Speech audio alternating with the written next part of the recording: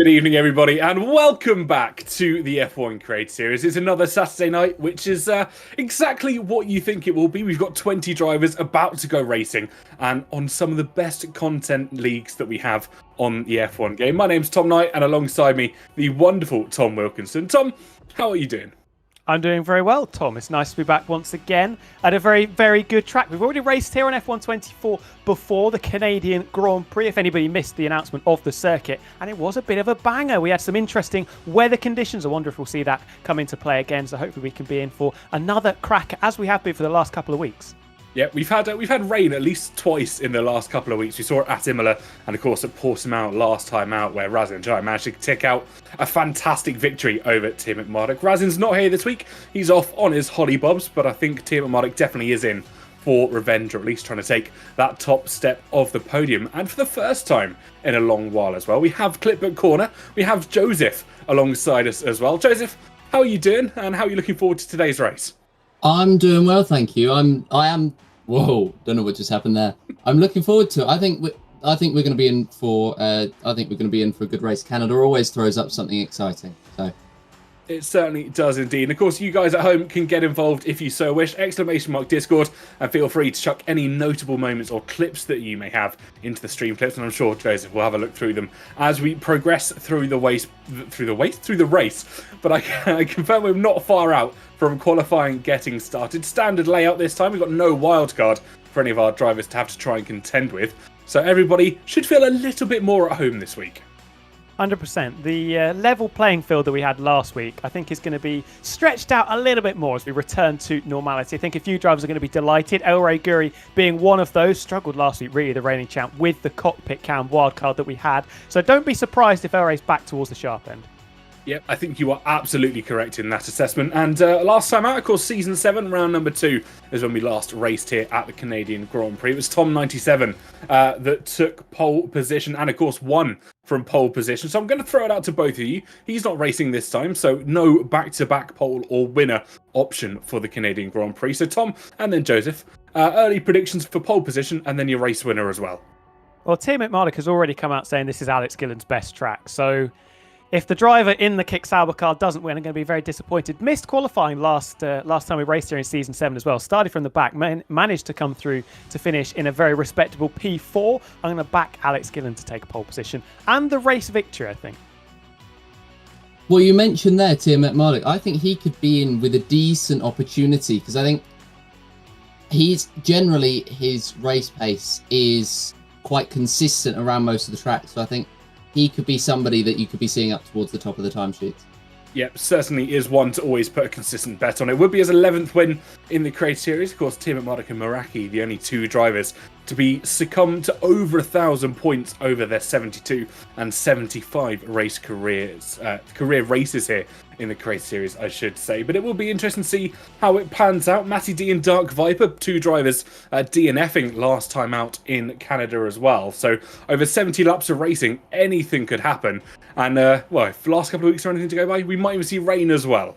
100%. Rain in qualifying, rain in the race. We've had it twice so far this season. Hopefully we can make it 3 times on the spin. And I'm wondering if we'll have anyone added to the list of champions, Creator Series champions that is, that are going to get dragged into the Wall of Champions. I'm hoping that we're going to maybe see a few headbangs in that sequence of corners.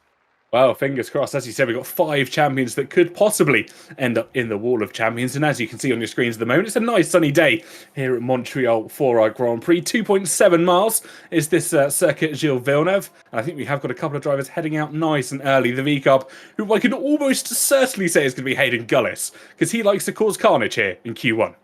He likes to go backwards as well. If people haven't been keeping up with how qualifying 1 has gone, has failed to make it out of Q1, to be honest, so far this season, Hayden. So if he's going to get out of it today, he's going to have to try and turn quite the corner. It is actually Safso, though, that is first out on the track. For the intermediate pole runs, Meraki is the king of that, as we mentioned last week. Twice as many intermediate poles than anybody else with 12, but he hasn't got one so far this season. Nope, none so far, and I think he'll be looking to try and get one in his first venturing out this afternoon. Just before we get fully into qualifying, there's 5 reservists taking up spots this afternoon. Ultra Killer replacing Tom in the Alpine. Black Mirror in for Razin Chai in the Ferrari. We've got Ricky stepping in place of Curbs for the Williams Racing team. Sir Dogan replaces Punju alongside Tim Marduk, and Test Will into the Mercedes alongside Nogueira.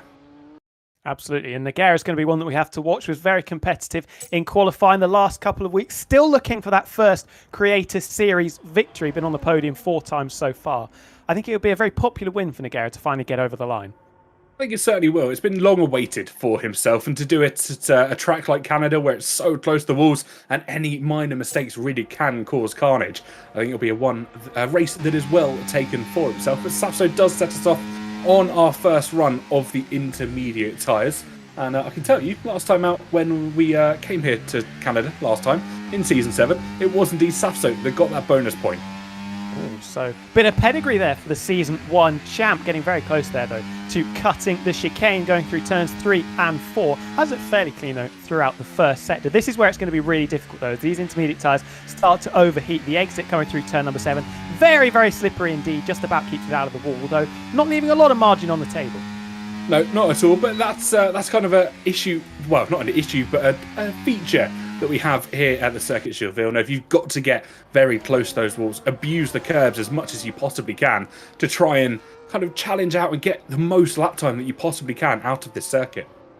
100%, and not troubling the apex, particularly through the hairpin, but apart from that, it's looked so far so good for Safso. Might get a nice little slipstream from the Kick-Sauber in front of him, coming up to the infamous turns 12 and 13 chicane, the Wall of Champions, and the Season 1 champion is going to set the benchmark on the intermediate tyres. If people don't know, we have a pole position for intermediate pole, but Safso, as I said it, that's almost perfect example of the commentator's curse, because he's pitched it straight in the wall, and the Season 1 champ is going to be starting from the back of the grid, and El Rey Guri with a penalty as well. Yeah, collision there with Safso is what gained El Rey Guri that 5-place grid penalty. He'll start further down the grid than he once hoped, but the Wall of Champions has already claimed its first victim as Tim Marduk. Of course, Season 6 champion tops the timing sheet at the moment on the green-striped Pirelli tyre. GB will be looking to try and pip him out, and does so with a 1:11.644, so about half a second quicker than the Canadian goes at the moment. GB will be looking to go a couple of places better than he did last week, missing out on a first race victory, Mr. Dale on the soft compound tyres. Only a second quicker than GB, interestingly enough, on a 10.6. That's the benchmark for the people on the dry tyres. That guy Vince in the second, Aston Martin coming up to turns 12 and 13. Can he avoid the wall? Can he avoid cutting the track? He does, very close to the wall in the exit. Maybe a bit of playing card between that front right tyre and the barrier. What is it for that guy Vince? So it's just in between his teammate and Tim at Marduk. Yeah, 1 podium, 0 wins to that guy Vince's name, and I know he's been wanting a top 5 finish. That's what he's predicting for himself here this afternoon. Test Will goes quickest on a set of the soft tyres, a 1:09.7 for the Mercedes reservists here this afternoon. Alex Gillen managing to pip out into P6, so not quite as quick as he once would have liked to be. Only Lolly Noba and Ricky being slower than the Kick-Sauber this afternoon. New teammate this week for Nogueira, it is Tess Will, but a very familiar face after his performances last week in Imola. That is, as Portimao, sorry, that's Hayden Gullis just appearing out of the gloom going backwards. Nogueira slots in between the two Aston Martins. Here's Daddy Flies in the Haas. I think you can all try and work out who that will be, but has invalidated on his intermediate lap. Sorry, I'm laughing in the background because we were told about Daddy Flies' name before we got going. I hadn't fully registered to me that is going to be on the screen, but Daddy Flies there, heading through the final chicane on the intermediate tyres, trying to get the best lap time that they possibly can. And there is a lot of reaction to them. I'm assuming that is an invalidated lap for Dragonflies. The faces that man pulls is absolutely brilliant. Box office stuff, I think, from Dragonflies. Driver of the day from last week. And, well, I think he's just going to run out of time for that intermediate pole. Currently held by GB with 30 seconds to go. Yep, it is indeed. We'll try and keep up if we can get the tyres up on the screen just as that time does run it down. You can get confirmation there. GB set the fastest lap on the intermediate tyres. Got Hayden Gullis going backwards once again as Daddy Flies gives him a little nudge along as we enter into Sector 2 through turns 6 and 7. Just a little nudge between the Haas and the V-Carb cars. Daggy Flies there with a 5-place grid penalty as well to boot, doing a Punju from the last 2 weeks out. So fantastic stuff to see. And I think we must be over that 12-minute mark. And that secures an intermediate pole position for GB68. And we can tell you that is actually his third intermediate pole of his Creator Series career. I wonder if Meraki was actually going for it, because he's out there on the intermediate tyres but has missed the deadline coming up to the line now. So if Meraki goes quicker than GB, he's going to be cursing his luck. Actually doesn't. He's pretty slow on that lap with a 12.4. But I think in Clipbook Corner for the first time, we have a replay of what happened to Guri.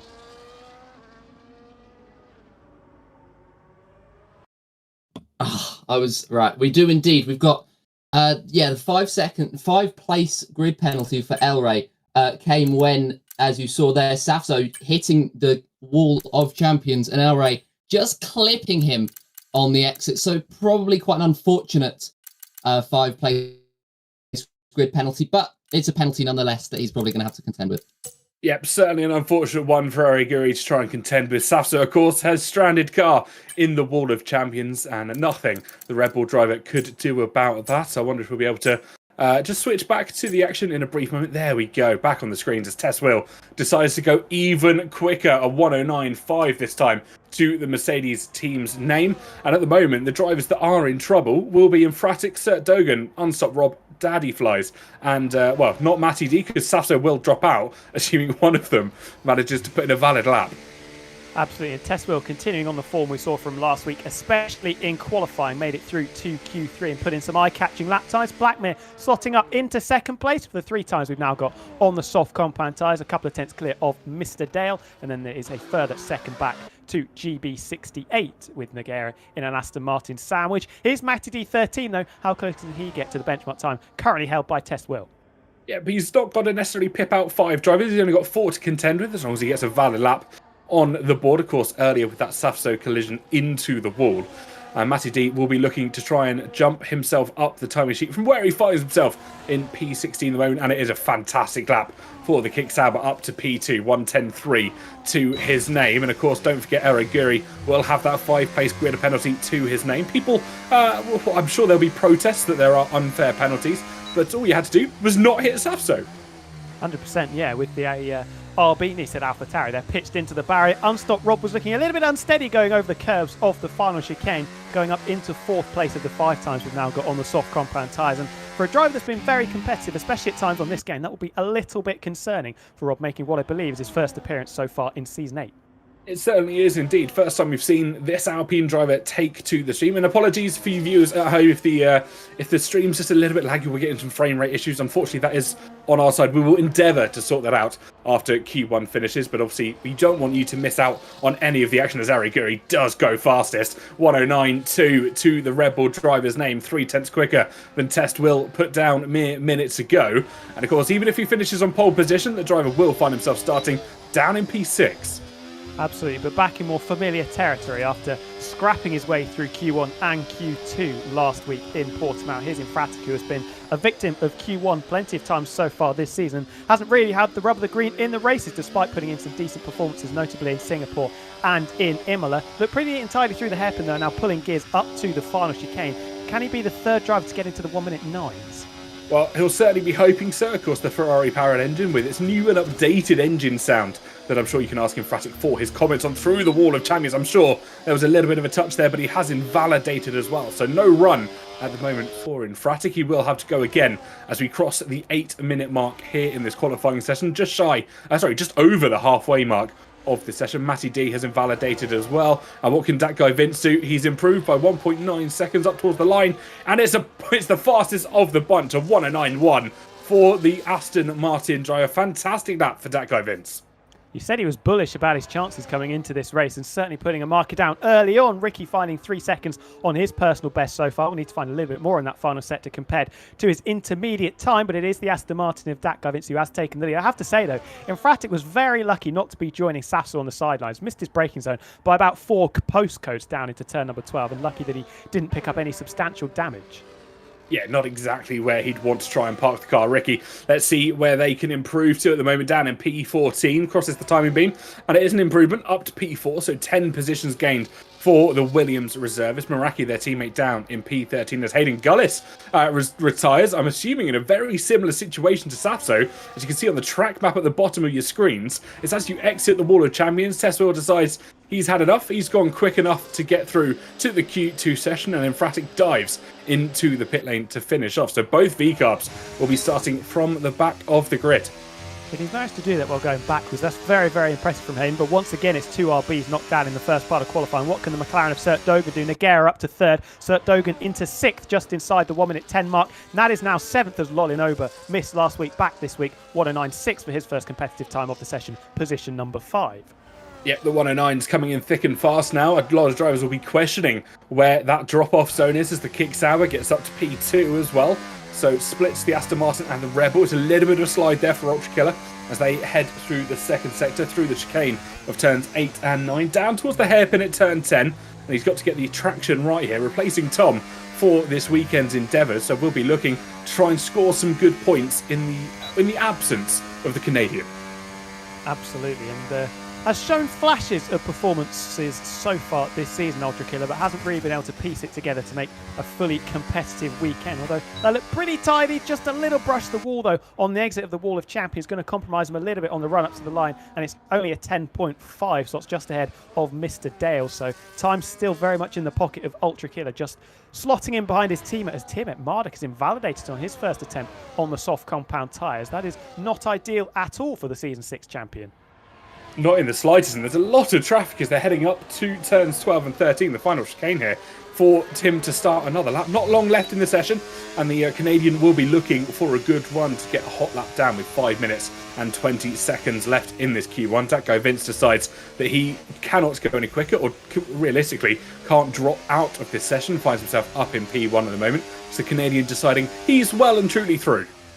Absolutely, and Test Will with an interesting retirement well in 5th position, 4/10 off the back of that Vince. With the layout of this track being so short, we expect the field to be quite congested, even though it is Creative Series, and we do have a little bit of a skill gap. Tiamat Marduk getting a little bit wobbly over the curves, coming through turn number 7. This hasn't been the steadiest of laps so far, but just needs to get himself inside the top 15. Has left it a little bit late in the previous couple of weeks. Another lock-up into the chicane of turns 8 and 9. Looking a little bit ragged at the moment is Ben.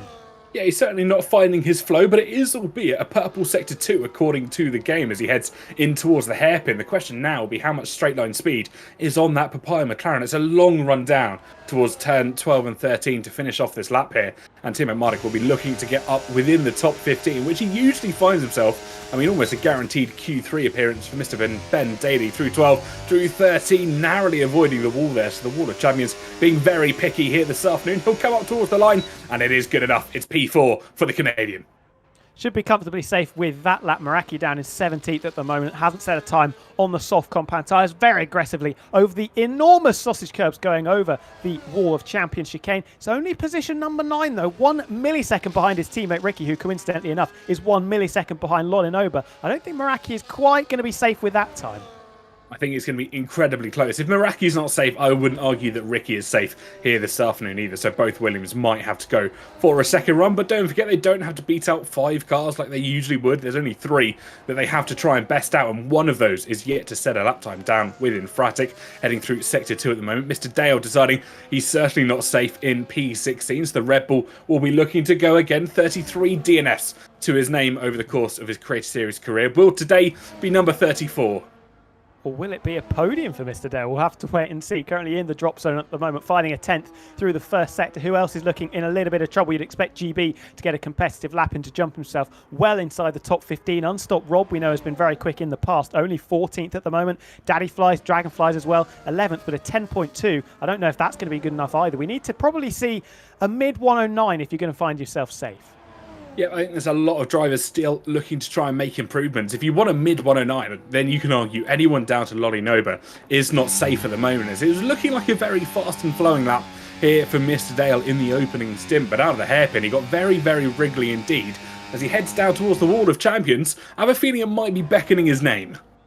It could be Dale with the pedigree for throwing it into the wall a couple of times. He doesn't do that well. He does cut the barrier, along with invalidating his lap. He's only got 2.5 minutes left to go. And if Dale is going to make it out of Q1, he said a 10.5, so improved by a 10.5. Even with, wow, I think he's given up on that one then. Slamming it into the barrier as hard as he possibly could into turn number 1. And that is Dale out. We are now fighting for 2 spots left to be eliminated in Q1. GB currently 17th at the moment. I'm sure that position is going to improve. Goes 10th on a 9.7.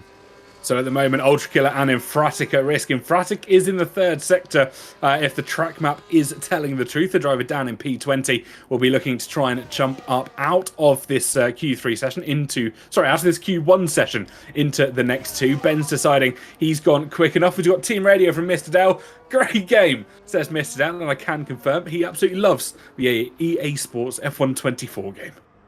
Big lap there from Infratic, though. Been a victim of Q1 a number of times, but smashes in a 109.5 to jump up into 7th position. That really puts pressure on the likes of his teammate, Dragonflies, that's going to confuse me a lot. Unstopped Rob, who's invalidated as well. In the bottom 5, it's the 2 Alpines at the moment that need to find a lot of speed.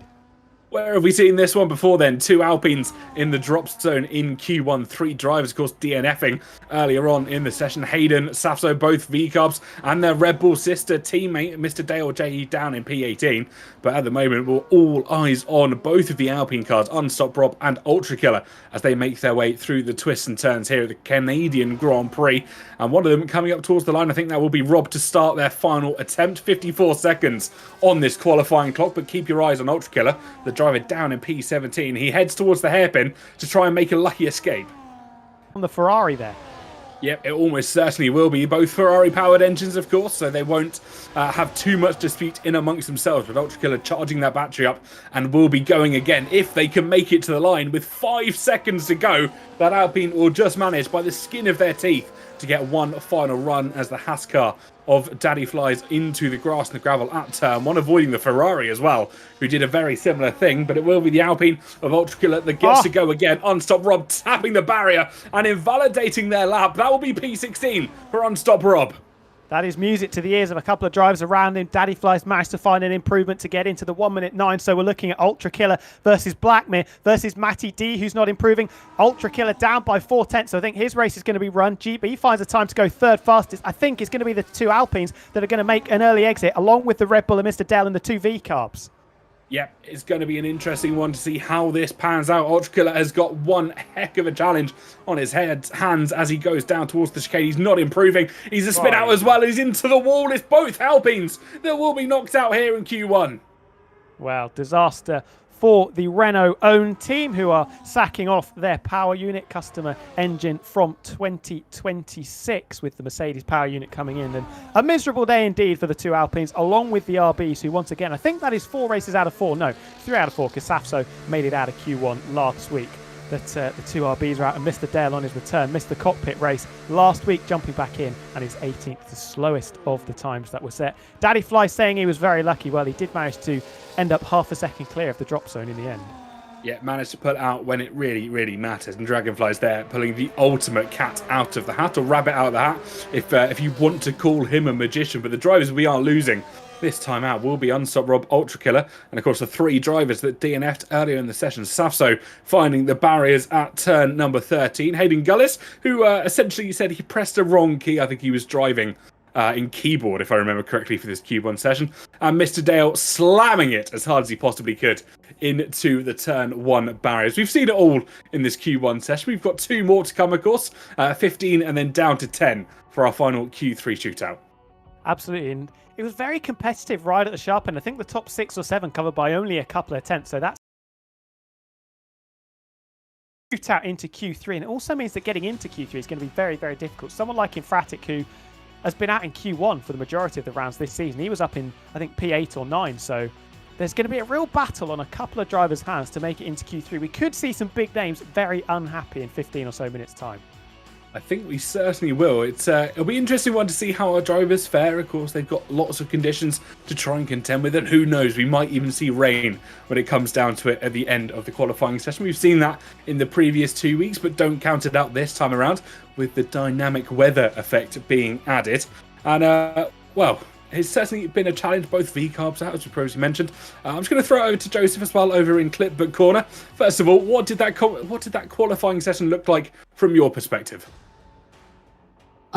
It looked decently competitive. I think a lot of the drivers were all vaguely happy with their laps in the end. I was watching towards the end Serdogan, who you said was going to be quite nervous. He was very nervy, but yeah, it was All of the drivers were pretty happy with their performances. Yeah, I think they should be happy with that. As I mean, the few drivers that got knocked out, excuse me, catching my words up there, but the few that did get knocked out, were there any overreactions from them necessarily? Any maybe comments that they might have said when they did indeed find the barriers? Not that I caught. If you did catch them, then please put them in the Discord. Obviously, we mentioned it earlier. There's a Stream Clips. There's a Stream Clips channel that you can put them in. If you're not in the Discord, why not? Type in !Discord in the Twitch chat, and hopefully a link will come up for you. But there we go. That's that. I didn't see anything, and I hope that we'll get something along those lines. Amazing. Well, thank you, Joseph. I'm sure we'll come back to you just a little bit later to get your opinion on Q2, and we're going to switch over back to Canada, where our drivers are out for their Q2 session. And Tom, what are your early bets for drivers that might be knocked out here? Oh, I'm looking at it. I think it's very hard to call. Sir Dogan, I think, is probably going to be struggling with the pace we saw from Daddy Flies and Matty D13. I think they could be under pressure as well, along with potentially Blackmere in the second Ferrari. But there's going to be a real battle on the hands for the likes of the two Hasses in Fratic, Test Will, maybe even Meraki. We didn't see his outright pace, to be honest. Ricky, I don't know if I mentioned Ricky as well. So there's going to be a lot of drivers batting for only a couple of places in the lower reaches of the top 10. Yeah, it will be certainly one to try and keep an eye out for. If Q1 was anything to try and keep your eye out, keep an eye for both Hasses, maybe even in Fratic, who decided to leave it very, very late in that opening qualifying session. But as you said, anything can and anything will happen here in the Create Series. And I'm gonna throw it out there. I don't like to tempt fate too much. It's looking very, very overcast in Canada. It looks like rain, and could it be a hat-trick of weekends where we see the rain start to come down in qualifying 3 and really shake up the order, because it has probably changed the direction of pole position. Nagara has been the favourite in the past couple of weeks, but then when it comes to the wet Q3 session, hasn't quite had the pace of the likes of Tiamat Marduk or Razin Chai, so that's going to be very interesting to see. I think both of the Mercedes cars will be praying that the rain stays away. Yep, I think a lot of drivers will be praying that as well. I'm sure everybody out on the soft tyres. No rain expected at the moment as Daddy Flies here makes his way out of the chicane up towards turns 12 and 13 to finish off their opening lap of the session. It's 12 and a half minutes left, and we're getting report from all of our drivers. It's about a 17% chance of rain. That is courtesy of Joseph over in Clipwood Corner. Yeah, but it looks like it could definitely get a little bit drizzly. Daddy Flies over the line with a 10.0, immediately eclipsed by first Meraki, then Alex Gillen, first driver, to get into the 1 minute 8, and that is a very competitive time as GB is just half a tenth down on a 109.0. Here is Tiamat Marduk in the McLaren, up into 4th place, goes the reigning champion of El Rey, splitting the two Williams cars. Test Will matching his Q1 best of a 109.4, matched by his teammate Nagara, who's now in the top 5. What can Tiamat Marduk do up to the line in the McLaren? It's only a 9.5. Yep, lots of laps coming in thick and fast here as Daddy Flies still on our screen as that guy Vince comes through to qualify in their opening run. It will be interesting to see how they try and contend. Of course, Vince wasn't too confident with their runs earlier in the session. They did some practice just before that I managed to catch. But interesting to note that that guy Vince, of course, qualified rather well in Q1, invalidated his first run here in Q2, though. So we'll be looking to try and make improvements. Matty D up towards the line here, up to P12 for himself. So far, not safeties. And Fratic also making his way through Sector 2. We're seeing how critical it is to stay within the track limits. This is a circuit that really punishes you with the chicanes. They're very, very narrow. You've got to attack the curbs as much as possible. But if you're too aggressive, you are going to be invalidated, and that's a lap on a set of tyres just wasted. And you're going to be left scratching your heads, and you're going to be left getting through the session. Because remember, we don't have hard compound tyres, so they have to treat these soft tyres like gold dust. That's going to be putting extra miles on these tyres that you really do not want to put on them.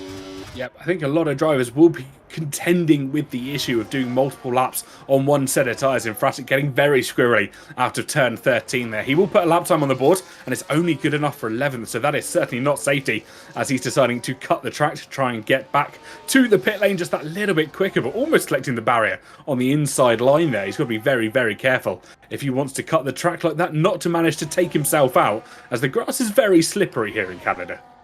Absolutely, and with some drivers maybe a little bit out of position, looking at the likes of Tiamat Marduk on a 9.5 behind the two Mercedes, the two Williams in there. Who's going to bite the bullet and put a second set of soft compound tyres on? The ideal strategy is to get all the way through to qualifying 3 on one set of soft tyres. The likes of Alex Gillen and GB will certainly manage it. I think they're definitely safe on an 8.9 and a 9.0 respectively. But From Meraki down, will they go again? We'll have to wait and see. Meraki's been very close to being knocked out in Q2. Missed it last week, or missed it a couple of weeks ago. Just about got in last week. And he's retired from third place. So on a 9-3, he's thinking that he is happy. Well, the Canadian deciding that a 109.3 for himself will be quick enough to see himself through to the final run of qualifying. Maybe even just deciding that he doesn't want to burn up that extra set of tyres. In front, it comes barreling into the pit lane, trying to get a fresh set of tyres on for himself. Tim and Marduk now up towards the line, looking to go quicker than a 109.5. What can he do? As it's also a 109.5, but it's a slight improvement on his personal best, just pipping out the reservist of Ricky 03 there, up to 7th place. I can almost assure that is not safety quite yet, as you see the daily stats at the bottom of your screens. 35 podiums, 10 wins to his name, and 1,095 points. Got some of the best numbers, hasn't he, Ben, in the Creator Series, but is in a little bit of danger at the moment. Only 7th, and after 2 runs on those tyres in this session, sat only on a 9.5. So, yeah, I wonder what he's going to do. Remember back to Imola a couple of weeks ago, he had to pull a lap very late out in the session to make it through into Q3. Are we going to see the same from Tiamat Marduk? Well, I think that's a question he will be asking. He might have 1,095 points to his name, but he only has 2 pole positions over his 72 races here in the Creator Series. So he is a very, very strong finisher, but he's not necessarily been the best qualifier over the course of his career. Absolutely. And if you look at some of the drivers behind, Dakar Vince, we already mentioned, very, very quick in qualifying 1. Should be someone challenging in the low 1 minute 9s. Big oversteer at the hairpin, costing him tenths. Is that a setup thing? Or maybe the tyres, the rear tyres, have just gone on that McLaren car. So some thinking to do for Ben with 8 minutes of the session left to go. Dakar Vince starting his second attempt in this session after invalidating first time around. Can he make it to Aston Martin's inside the top 10? We'll have to wait and see. That's what he'll be hoping for. More like to try and chase his teammate down, who finds himself up in P2 at the moment. Of course, GB up there on a 109, pretty much dead for himself. Dakar Vince, quite the polar opposite down in P15. So Dakar Vince will be looking to try and make an improvement. He's got what can only assume is the Mercedes that stands in front of him at the moment. That would be, I'm assuming, the Guerra heading through for himself in towards the hairpin. So he'll get a bit of an almighty tow down towards turns 12 and 13, if you really count this little kink right-hander as a turn 11. But Dakar Vince will have a good opportunity here to go towards the top 10. Absolutely, and that toe needs to make up for a little bit of a messy run through the hairpin. Just too late on the brakes, slightly missing the apex of it, and then just struggling to drag the car through the corner, attacking the curbs hard at the final chicane. As Lolin Ober in the Haas jumps up into 3rd. That'll open the eyes of a couple of drivers behind him on 109.1, and Dakar Vince only at 9.8, 7 tenths down on his Q1 time.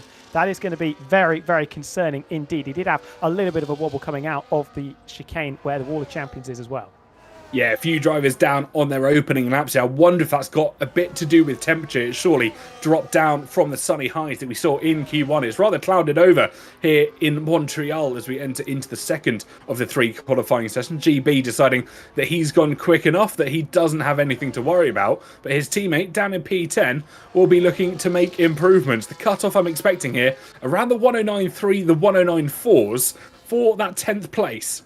And Ricky has just done a 109.3 to push El Rey, Guri, Tiamat Marduk and Dakar Vince further towards the trap door. I think all 3 of them potentially going to have to go again on a new set of tyres. Dakar Vince is going to be out unless the rain arrives now, so potentially there is rain coming. Vince not wanting to use up another set of soft compound tyres to get himself through, and if he doesn't, he could be at the mercy of the likes of Infratic and Daddy Flies. Yep. Sorry. Yeah, Dakar Vince there really at the mercy of Daddy Flies and Infratic as they come down towards turns 12 and 13 rather, and we get our deltas up at the top right hand side of your screens. Now we'll be able to see who's improving in the final 5.5 minutes left of this session. Infratic will come up towards the line. No invalidation this time around as he heads through the final couple of corners, and where can he go? It's P7 for himself, a 6/10th improvement for the Ferrari driver. Big name's going to be in very, very much trouble here because Test Will has gone into 4th as well on a 109.1. Infratic, like you said, on a 9.3. Tiamat Marduk now pushed to the brink of being knocked out. He has gone again, currently on a 109.5. Needs to find a few tenths of a second. Reigning champion El Rey Guri in 9th at the moment as well on a 109.4. But is that a couple of drops of rain? I think it is. That could save Tiamat Marduk's bacon. Yep, it certainly is rain coming in. Daddy Flies retires. He deciding he cannot go quicker. And that guy Vince would have been hoping that the rain came in just a few minutes earlier. The rain is going to come thick and fast now in Canada. And surely drivers are not going to be able to improve as long as that DRS gets disabled within the next few moments. Sir Dogan, though, deciding he still can put pedal to the metal and go through Sector 2 here without a care. I wonder how committed he's going to be as he heads through turns 8 and 9. It's going to be crucial to see how fast the rain comes down. Historically here in Montreal, it gets very, very wet very, very quickly. Sert Dogan, what's the delta? Half a second down, look very unstable coming out of turn number 7. This could be Q2 done with 4.5 minutes left to go, and it's Tiamat Marduk, the championship leader, currently holding that final spot inside the top 10. Dat Gavint is going to be cursing in Fratic because it was the Scuderia Ferrari car that kicked him out of the top 10.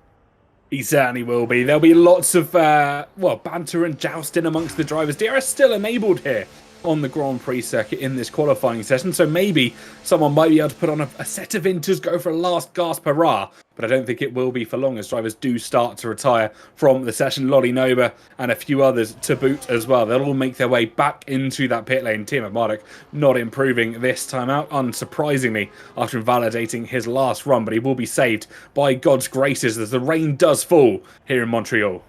And that is, of course, us done for qualifying 2. And we have the 5 drivers that will be making way as the rain pays a visit in the latter stages of qualifying for the 3rd week running. And it's going to be Blackmere who failed to get a time in, Matty D13, Daddy Flies, Sert Dogan, and Dat Guy Vince in a qualifying session that had so much promise after Q1. He'll be bitterly disappointed to end up only 11th.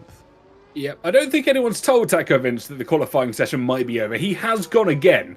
As you can see, his lap timer there went from out lap to run lap, and he is still on a set of the soft tyres. The Aston Martin driver maybe is trying to brave the conditions, but at 5 seconds off the pace through Sector 1 alone, I think he might have to give up on this lap and come back into the pit lane just to finish off his run. So we will be seeing an early shower for the Aston Martin driver. The Canadian will be not too impressed with when the rain came in here. Absolutely. Coming out on the soft compound tyres, but realising that paddles and some armbands may be more suitable to the conditions, and it's 11th at the moment. A few years ago, that would have been the ultimate position for him because he gets that brand new set of tyres, but unfortunately missing out, and it is only 11th place. And considering he set that 9-1 in Q1, that will be a big shame. But I think with the race pace that could potentially be in the back pocket of Vince, don't discount him from a very decent haul of points. Yep, certainly don't. He's got quite a few podiums in his career. He's done well over the course of these Grand Prix. It will be his 40th top 10 finish if he manages to finish in that top 10 this afternoon. So he'll only have to make up 1 place over the course of the Grand Prix. Meraki will make it 70th time within the point scoring position for himself in the Creator Series today. An almighty milestone for himself, considering he's done 76 races and made only 6 appearances in the bottom 6. Mr. Vince is in, and I think Joseph's going to have a little chat with him. Good evening, Vince. I was just having a watch of that last lap. You looked absolutely devastated not to be able to make it through to Q3. Tell me about it. Honestly, after that Q1, I was debating to myself whether it was a bit of a fluke lap, whether that was our true pace. I do believe that is our true pace, but unfortunately, on the first lap around, it was just a bit of a mess, really. Got caught up in between sort of El Rey and where GB was, and although there's not really a massive dirty air effect, there's also a psychological effect to it as well. So, getting knocked out Q2 like that, really disappointing after Q1, but, the points always run the Sundays, so that's what we look ahead to, really. But do you genuinely believe that you'll be able to fight up? Because we know how close the timings are, and with that lap in Q1, I think it looks like there might be promise. Do you back that? Yeah, I think so for sure. I really do think that Q1 pace that we showed is definitely something we can look forward to. That was on a race setup as well, so I think that if we keep it clean on our side, keeping it on the concrete, then we'll definitely be within a shot of this. Because I think track limits are going to play a big thing to this. So I did just get disconnected, so I'll have to rejoin in a second. But I was really happy with our Q1 pace, and I do think that is where we can truly be. And just cast your net out here. Who do you think is going to be on pole position today? I've been a little bit surprised that El Rey's a little bit lower than he usually is. I'm going to go probably a bit of a safer option, but I'm going to go with Alex. He looked good in Q1, looked good in Q2 as well, and I think we'll do it for Q3 in the inters as well. Fair enough. Thank you for your time. Cheers. Thank you, guys. Well, we heard from that guy Vince there just after his shock Q2 exit as the rain did come and fall in right at the end of the session. I think a couple of minutes later than he once would have hoped. As you said, it was emphatic in the Scuderia Ferrari, just pipping him out there as they made their way up to P7. But Tom, just before we head into Q3, we have got El Riguri just doing some wet weather driving here as the checkered flag does indeed fly. But we've got 4 more champions that are still running in our final qualifying session. How many are going to hit the barrier now? With the extra spice of a little bit of rain thrown in, I think we could see maybe a couple ending up pitched into the barrier on the right-hand side. Maybe not El Riguri because he's getting in some wet weather practice, so maybe a little bit more acclimatised to the conditions than his other 3 fellow champions. But with the way that we saw Safsa almost magnetised to the wall of champions on his first run in Q1, I wouldn't be surprised if somebody else ends up in there. Alex Gillen, I don't think is going to be too happy about this. Very, very quick lap. The only driver in the 108s, but now that advantage is going to be wiped out because, of course, it is raining. Well, it's been raining in Q2 and we've seen it before where it doesn't necessarily translate over to the third qualifying session. 9 times out of 10 it does, but who knows what our final top 10 shootout is going to hold for our drivers here this afternoon. Kick Sauber, GB, Lolly Noba, Tesla, Meraki, Nogueira, Infratic, Ricky, El Riguri and Tim Marduk are your 10 that are going to shoot it out for pole position here this afternoon. Absolutely, and I think, as we've seen the last couple of weeks, as you just mentioned as well, the rain really does mix things up. Tim Marduk historically is very good in the rain, was in Imola, was in Portimao last week. I know he only scraped into Q3, was saved a little bit by the rain coming right at the end of the session, but you can never count out Tim Marduk, especially when the conditions are challenging and his back's up against the wall. Yeah, never rule out the Canadian. He is one that can put in consistent performances ever so slightly. And that rain is still falling, and it even looks heavier than it was in our Q2 session. I wonder what tyres our drivers will be starting this session on. I can almost assure it'll be the intermediates or the full wets. You see a Red Bull car heading out there, El Riguri deciding it will be the intermediates to take him away, as is Alex Gillen, and everybody coming out nice and early to try and get as many runs as they possibly can in. I think the fact that everybody is piling out straight away probably says to me that this rain is going to continue to get heavy and the track conditions are going to get worse. So this could be a scenario where we only have 1 flying lap at the very start of Q3, and if it doesn't dry up or if the rain doesn't subside, that could set our order for the grid. And Alex Gillen and El Riguri right at the front of the train, could we be seeing that as a front row after last week and the little tete-a-tete they had in Portimao early on in the race, lap 20? That could be very interesting going into turns 1 and 2. Yep, don't forget it could be possible for 2 teams to get a front row lockout here this afternoon. The Williams team and the Mercedes, Nogueira and Tess will being the partnership there. And I don't think it's going to happen. You never know though, but it's very unlikely to see a top front row lockout for a lot of our drivers. And at the moment on board with GB as they make their way through Sector 2, just trying to get any heat into their tyres at the moment. And whilst we watch our drivers do their outlap, I think we've got Joe back very, very quickly, just to give us a little weather update for this Q3 session. Yeah, so it's only going to get worse from this point onwards. It should be about 91% by the end of the session, so it's not a surprise that all of the drivers have come out. And I think this is going to be the lap that's going to decide the top 10's grid position for the race. Well, thank you, Joe, and we look forward to hearing from you a little bit later. But weather continuing to get heavier here, Tom. I think it is going to be a one-shot qualifying, essentially, for our top 10. Yeah, and people that have been in F2 previously are going to be used to having to acclimatise to a 1-lap run in a qualifying session. It is the reigning champion El Riguri that is the first over the line. Currently watching GB68, who in his whole Creator Series career has 1 pole position to his name and no race victories. Came very close last week in Portimao. Is this going to be the weekend that GB finally gets over the line to pick up the first race victory in the Creator Series? We'll have to wait and see. Very close to the wall coming through turns 3 and 4. His pace so far has looked pretty decent. Well, he will be hoping, and his community will be hoping, that today is the day for that inaugural win for himself. El Riguri sliding through the final couple of corners here at the circuit. Gilles Villeneuve turns 8 and 9, taking the Rebel driver by a little bit of surprise as they head in towards the hairpin. They've got to get the traction absolutely right, otherwise that car can go spinning like a ballerina.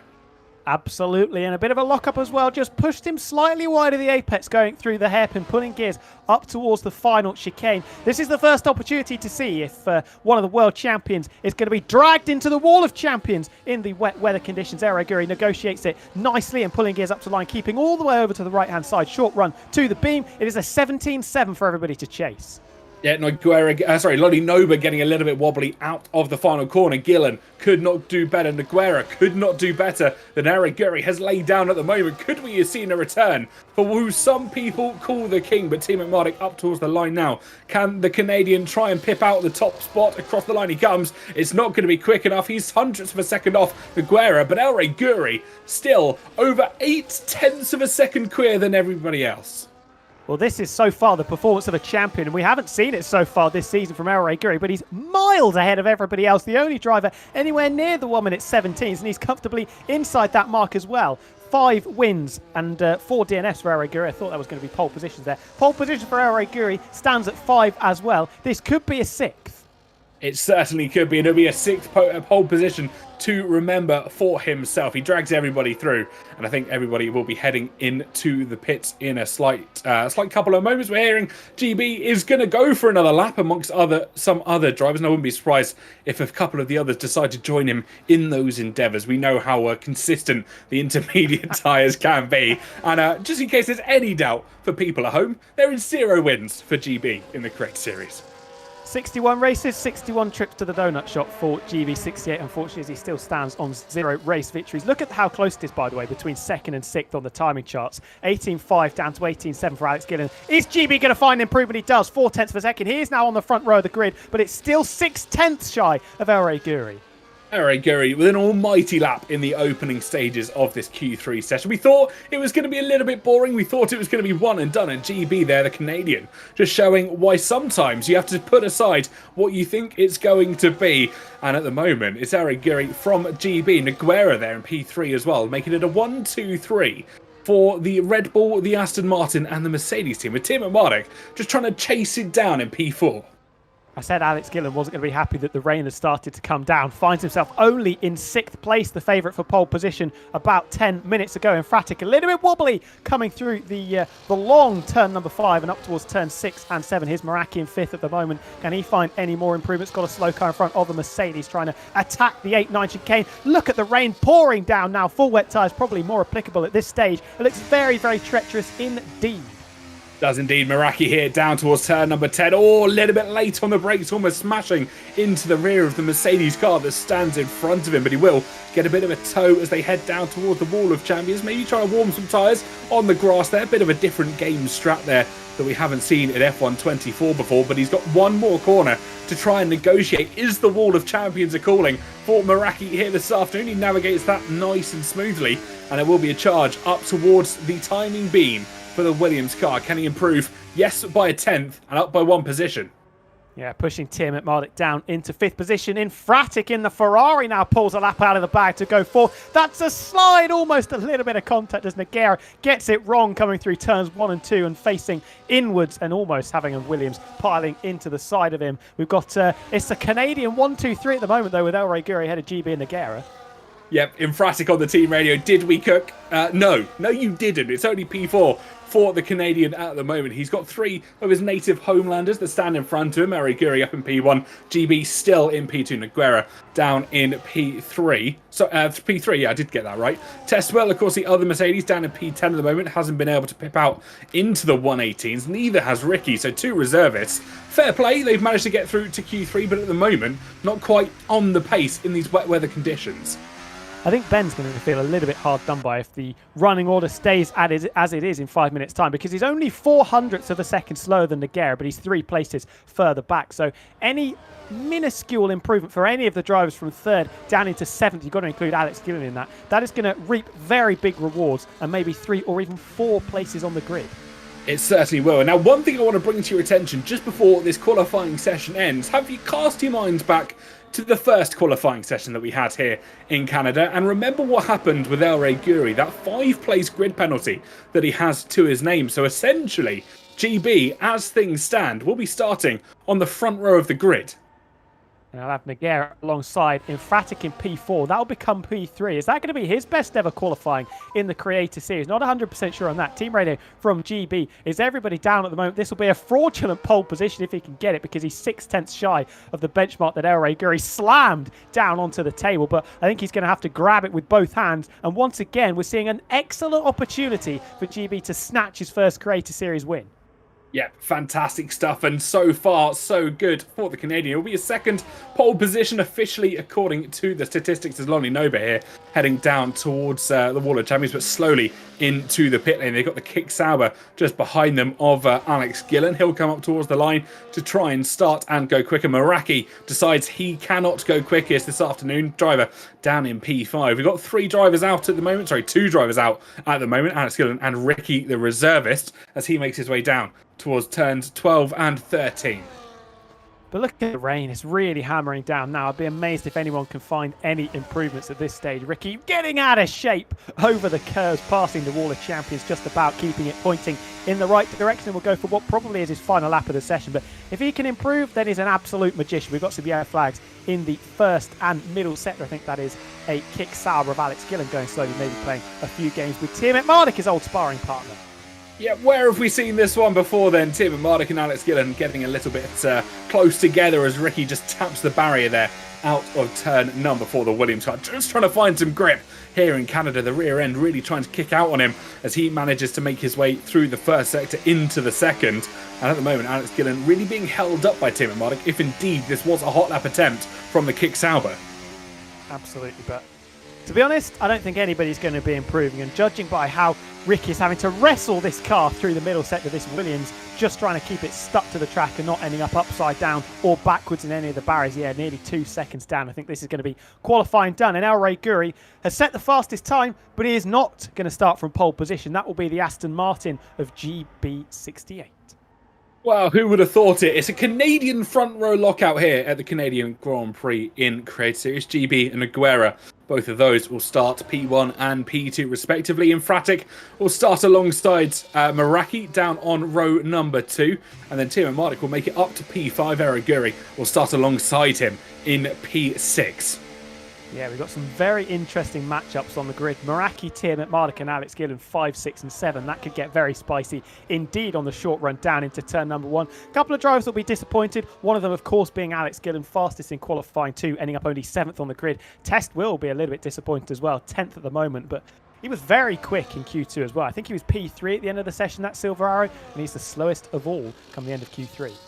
Yeah, really won't want to be one to remember. And don't forget, you can join the conversation as well. Hashtag F1 Create Series on whatever social media platform that you dabble in your free time. Naguera, Infratic, Lolly Noba as well, all out on outlaps. Maybe just trying to get some wet weather driving in. As Naguera's drifting around that final corner. I think he might be playing a slightly different game from the rest of them.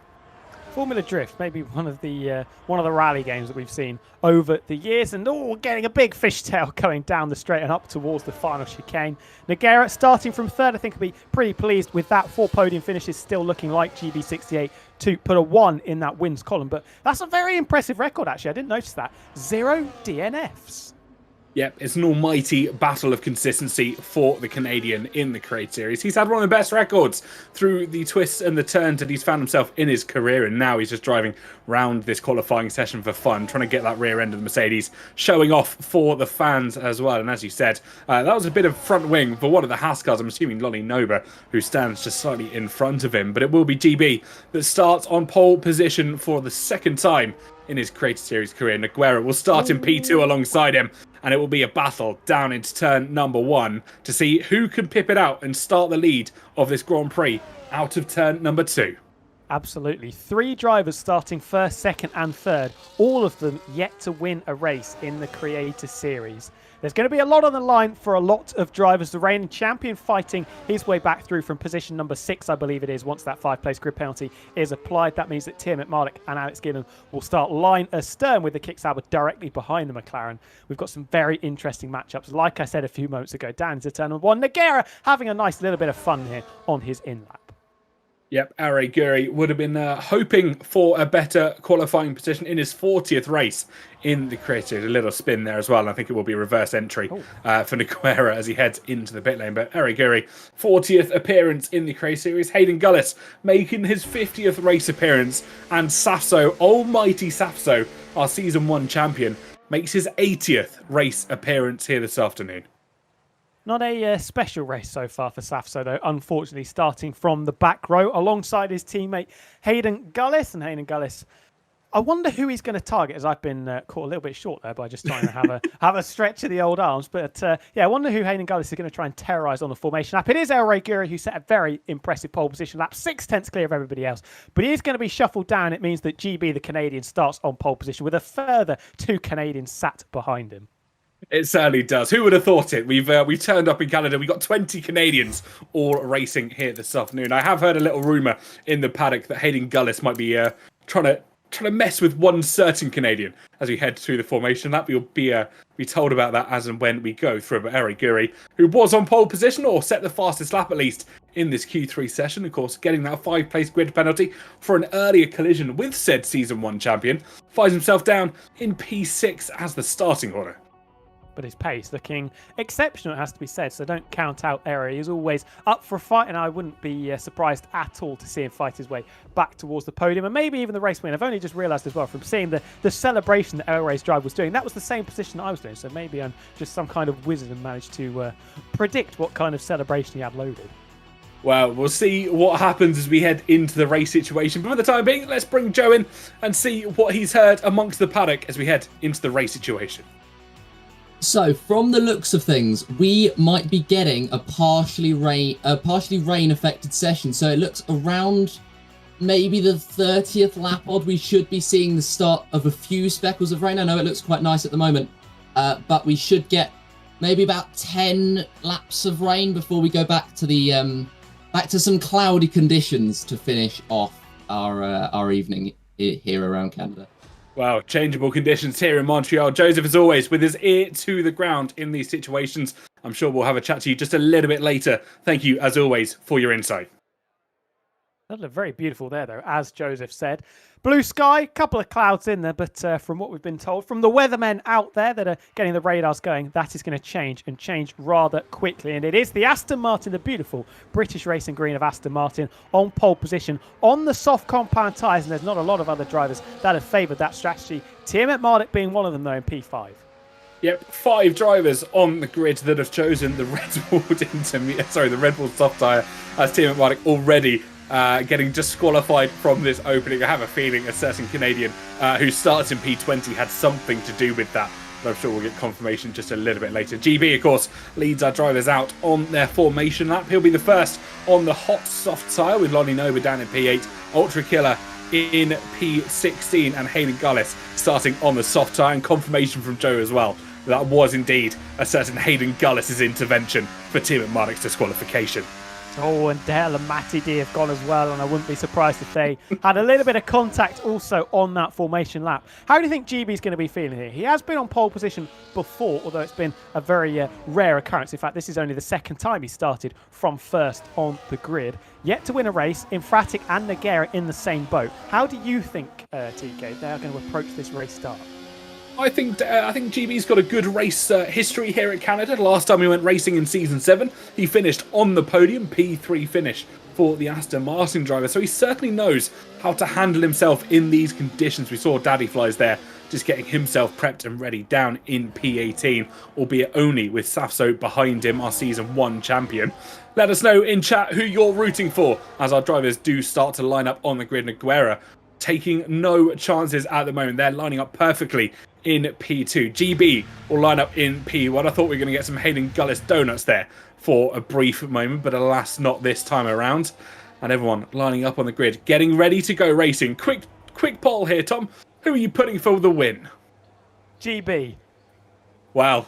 GB, the Canadian, will start on pole position. Can he convert that to a race victory for his first ever race victory here in the Craze Series? And I think I'd have to agree with you and hope for the man to try and pip it out. Mr. Dale looking to try and finish the Grand Prix this afternoon. Not add another tally to his 33 DNFs at the moment. We have got lights above our heads. The lights go out and we go racing at Canada, and it's a good pull away from GB and Nogueira. They're going to go wheel to wheel in towards turn number 1, but it will be the soft tyre from GB that gets in the ultimate position in towards turn number 2, and Infratic trying to swoop on round the outside here of Nogueira. Can he try and hold on as they run down towards turn number 3? Will the Mercedes have the inside line? He surely will this time around. Nogueira managing to hold P2 from the offset here, but Tiamat Marduk on a charge from Infratic. Ben looking for every opportunity to try and relegate the Ferrari further down the field after starting from third position. Just about keeps it within track limits. He's going to swoop around the outside on those red striped soft compound tyres. Thank you very much. And from fifth on the grid, despite having ice cold soft compound tyres, Tim McMartick is up into the podium places straight away. Now it's Meraki nibbling at the heels of the Ferrari of Infratic, but unable to make his way past. Yeah, Meraki wanted that move as well, wanted to follow the Mercedes car through. He wanted to dive down the inside turn number 10. Alex Gillen, though, is going to go for it on Lolly Nova. Meraki gets past Eric Guri as well. The driver that starts in P6, just holding on to where he once started. Daddy Flight has managed to make up a position further back on Mr. Dale J.E. as well. But up at the front of the grid, it's as it were. GB from Noguera, Tim and Marduk up 2 positions. I thought Alex Gillen was getting his steamroller out there down into the hairpin, almost collected a couple of cars as Meraki and Infratic continue to duel. But it's GB68 who leads coming on to lap number 2 ahead, and again, big lock up down into turn number 1. They've got to be careful at this stage of Tim McMartick, who has done very well considering he started from 5th position, got past Meraki, got past Infratic, and on those soft compound tyres for the opening salvos of this race. I think that Papaya McLaren is going to be very, very quick indeed.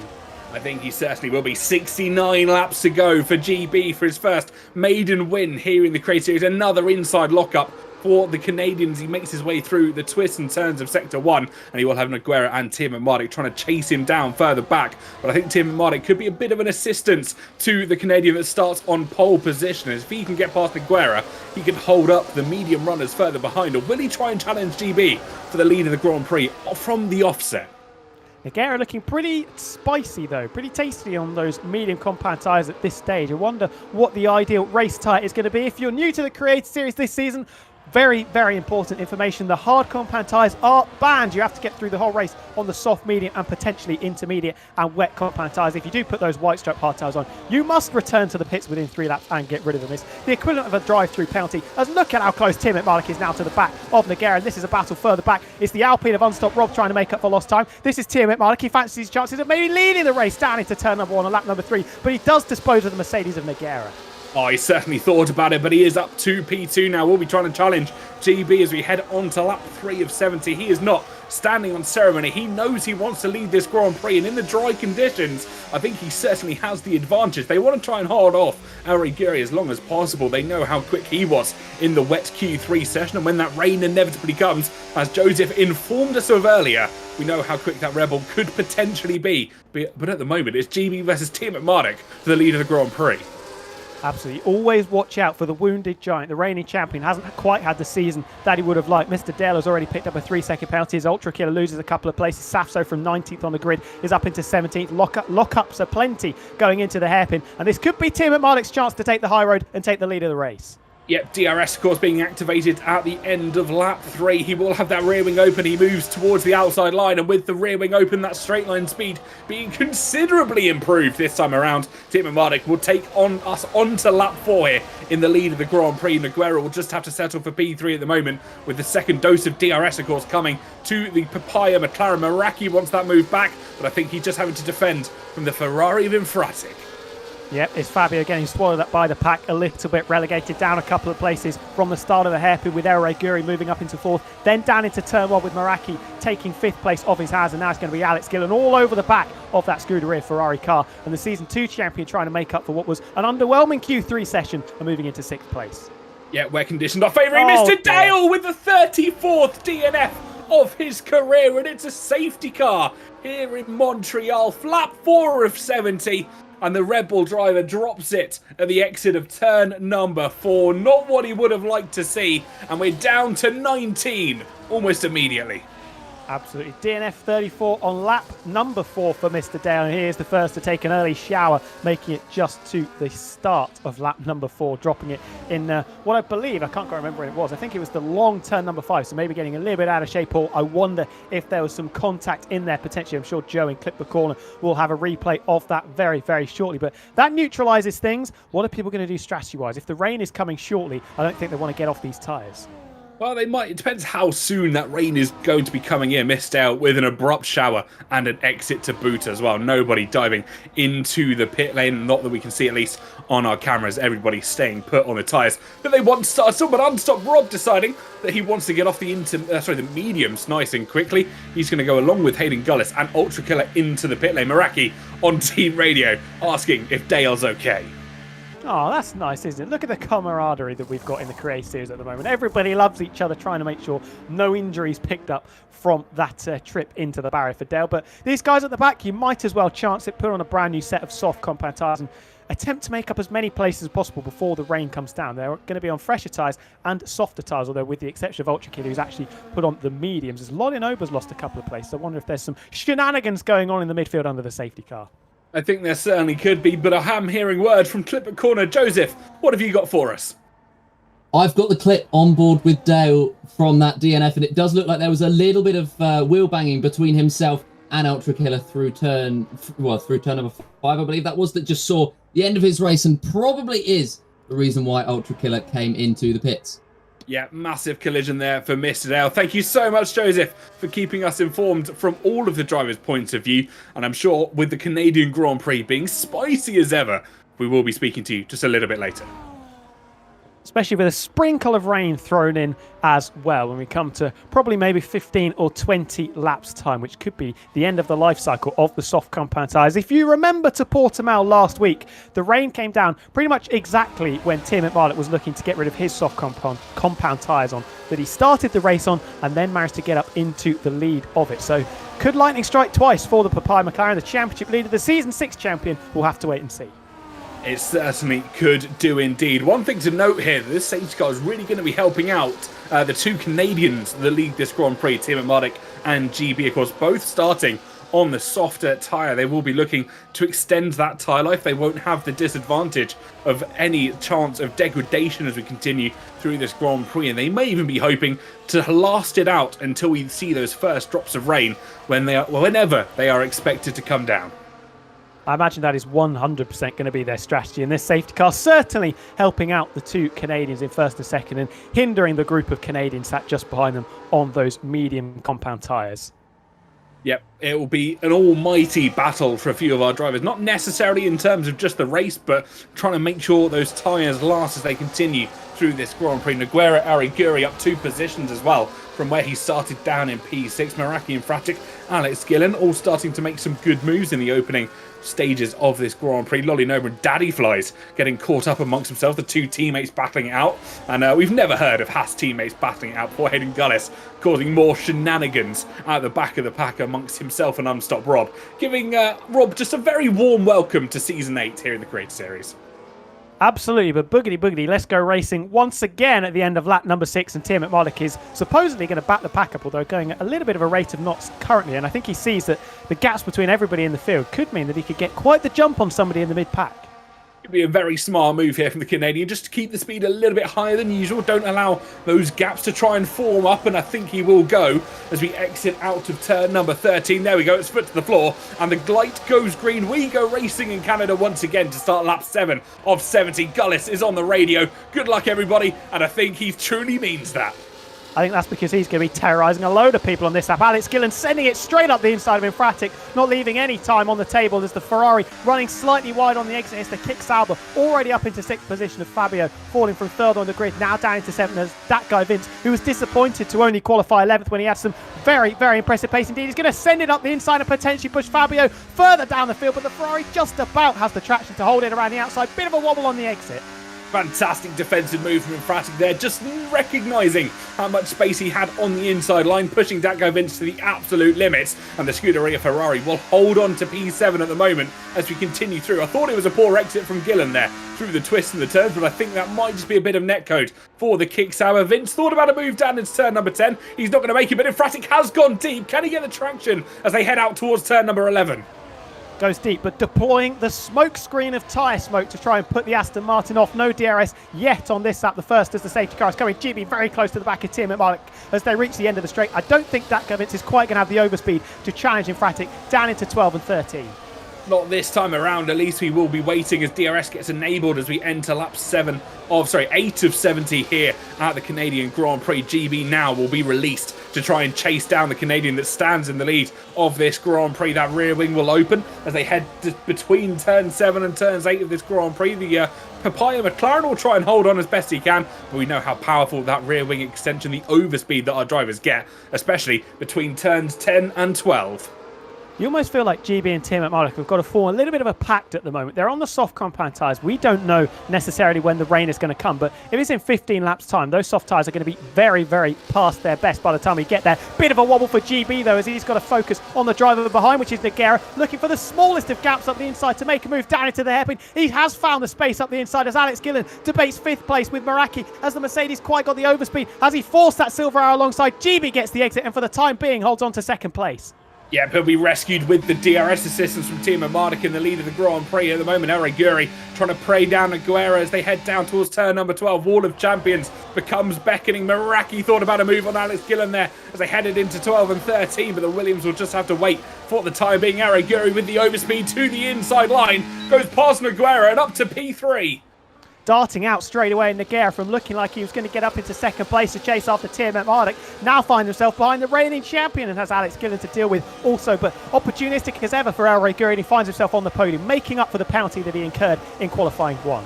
Yep, knowing how quick he can be at this Canadian circuit, he's making moves left, right and centre as Unstopped Rob becomes our 2nd victim of track limits violations, gets himself a 3-second penalty added to the end of his race, but down in P16, I don't think he'll be too concerned about that at the moment. Tyre life on your screen at the moment, 8 laps is how long everybody has had their tyres on, with the exception of Rob Gullis and Ultra Killer. 4 laps as they pitted under the safety car. Elray's got the bit between his teeth. You can look at him shadowing every move thrown by GB at the moment. Smoke screen deployed again, this time by the Aston Martin of GB68. The pole sitter falling behind Tim at Marduk in the opening stages of the race. But not a brilliant exit for El Reguri, trying to make up for what was a disappointing round last week. Currently holds 3rd place, but not close enough, you would imagine, to make a move down into the final chicane. Yep, Eri also knows patience is certainly the name of the game when it comes to overtakes here in Montreal. Safso getting past Daddy Flies further back for P13. So Safso starting down in P19, of course, after that earlier DNF into the Wall of Champions in Q1, starting to make some of those positions back as Daco, Vince and Infratic go into battle through turns 1 and 2, and Vince round the outside this time might have the advantage over the Scuderia Ferrari. Who's going to be last on the brakes? And it is Fabio that just holds on. Gillen cutting the corner ever so slightly, and Ricky, the reservist, really starting to push Vince through the corners. Vince was desperate not to go into the grass and lose time and maybe even a couple of places, so had to back right off, and Ricky was opportunistic as ever, trying to make a move to pick up 8th place from under the nose of Datko Vince, but wasn't quite able to get that Williams far enough alongside Eric Gurry, still very close to the back of GB68, sat right underneath the rear wing of the Aston Martin. This could be his opportunity to get up into 2nd place. GB once again leaves the door open down into the hairpin. Who's going to be later on the brakes? I think it is the reigning champion, and GB might get shuffled out. I think he is going to be shuffled out, but he has the better traction out of the corner, the outside line, providing that for the Canadian. The rear wings open on both the Aston Martin and the Rebel racing car, but I think I see rain already here, Tom. Yep, Tim Marduk almost under pressure as well, down into the braking zone. As look at the speed that GB and Aragura were carrying up to the back of the Papaya car. We could be 3 wide down into turn number 1 as drops of rain start to appear on the camera lens. Which way is Tim Marduk going to go? Which way is GB68 going to go? He has to go defensive because yeehaw around the outside goes Aragura. Just enough space left for the reigning champion, and he pushes GB down to 3rd. The master of the rain, El Reguri, managing to get a position there when they're still on the slick tyres into turn number 2. And he now has the Canadian in his sights. The lead of the Grand Prix is beckoning. And we know just how quick he's been when the rain starts to fall. Matty D being the first driver into the pit lane for the green-walled intermediate tyres. And Rob's ended up in a wall. Well, I think he's retired intentionally there because the car is moving, so his wheels are all still on the wagon, but he have got a safety car. That is not going to be good news for Matty D13, who was trying to steal a march on his opponents by pitting for intermediate tyres 1 lap earlier, but it does mean that everybody has their blushes spared, and they can box at the end of this lap for a set of the intermediate tyres. Ricky 03 could be left in a little bit of trouble because I think he's going to have to queue behind his teammate, and the same could be for Test Will. Well, I think that was actually Ultra Killer, the Alpine there that we saw moving. Unstopped Rob almost certainly not being able to recover his car out of whatever barrier he did find himself in. And Meraki here really not finding any traction. Team radio from the Williams driver. I wonder what everybody's going to do now. I detect a hint of sarcasm there from the Canadian. Hard compound tyres, anybody? I'd love to see that. Yeah, now's as good a time as any. Everybody filing into the pits, and now it's down to a race between the pit crews. None of the top 7 are going to get held up. Datko, Vince, Test Will and Ricky could be in a little bit of bother, but who is going to come out in the lead as we emerge from pit road? Well, let's see who gets held up in amongst the pack. Team Mardic will surely come out on top. Lolly Noba gets himself a 10-second penalty, almost certainly for going into the rear of Ricky there. It might have been vice versa. Ultra Killer speeding in the pit lane. Of course, no front wing to that Alpine, so he won't be too happy about that one. But the order, as they come out of the pits, Team Mardic from Ariguri, from GB. Top 3, once again, all called contested by the Canadians. And I think we have got a calling from Clipbook Corner. Joseph, what have you got for us? I'm just bringing up now the clip of Rob when he retired from the session. And it looks like he just lost the rear. Again, he's become the second driver now to lose it through that corner. And he's just retired from the session, looking very sheepish there. But he was really struggling for grip on that last lap. So yeah, definitely perfect timing for a lot of the drivers. Yep, certainly looking very, very skatey as he headed through the twists and turns. The rain may be catching out a few drivers. Joseph, thank you so much. And best of luck with looking through the rest of the drivers' POVs. I think your job is certainly not over quite yet. But Tom, that was just a minor mistake. And the walls being so close in Canada caused catastrophe. 100%. It was interesting to see that the two Alpines were spinning in synchronization. But another mistake that I think we have to talk about is the reigning Formula 2 champion, Lolly Noba, currently 15th. And on the soft compound tyres in the pouring rain. Yep, not quite sure what is going through the Canadians' mind at the moment, down in P15. I think that may be a mistake from the pit crew, or maybe just a last-minute change of tyres, as they did indeed head into the pit lane, although maybe a bit of a challenge for himself that he decided to set, but I wouldn't be surprised if we see them diving into the pit lane as we see their teammate Daddy Flies there up in P13. We'll see their teammate 2 positions behind, and surely now into the pit lane to correct that initial mistake. Unless he's just going for the absolute worldly strategy. No, he is coming back into the pit. So a blunder from the Haas pit crew and from Lolly Noba, and he will drop down to the back of the pack. Interestingly, further forward, it was Nogueira that was the big loser out of the leading contenders. He was 4th coming into the pits. He's now 6th behind Alex Gillen and Meraki. Interesting one there. He wasn't necessarily caught up in a double stack with his teammate. I wonder if that was just too much traffic in the pit lane to be able to release him there. But Dragonflies, 4 starts, 22 points and 1 DNF. To their name here in the F1 Creator Series. So far good stats. We'll be looking to potentially add a podium to their race result this afternoon after a fantastic P5 finish out in Portimao that earned him Driver of the Day. Yeah, I was going to have to say, we need to come up with a stat for Driver of the Days because Dragonfly certainly picked one up there. Ray from Unstop Rock, thank you very much for that. Unfortunate to see what happened in your race, sir, but return to the action. We're on lap number 13. Unlucky for some. Hopefully it's not unlucky for us because the safety car is going to come in at the end of this lap, we would imagine. Yeah, well, some say that Rob is completely unstoppable. The walls in Canada seem to disagree as we get back on board with our actions. Spurt Mylander continuing to lead us through, and hopefully we'll see him return to the pit lane at the end of this lap, albeit very, very unlikely unless we see Lolly Noba and Ultra Killer catching up in the next couple of moments. So Burt Mylander will take us on to lap 14. Fortunately, no bad luck for any of our drivers, and Team Mardic will take his second race restart here in Canada. Yeah, and he's now got El Reguri to deal with, which is probably a slightly different proposition to having GB68 to deal with on a restart. I think he would have rather the Aston Martin was behind rather than the reigning champion. Tim at Mark and El Reguri always box office stuff when we're watching those two battle. Had a titanic tussle in Imola a couple of weeks ago. Hopefully the Battle Royale will be resumed here in Montreal once the green flags finally come out and Lolly Noba and Ultra Killer finally catch the back of the train. Yep, I think they're just a couple of metres away now. As we continue on for this, we'll see Lolly Noba and Ultra Killer just catch back up to the rear of the pack. They'll insert themselves just behind Sert Dogan and Hayden Gullis down in 15th and 16th, respectively.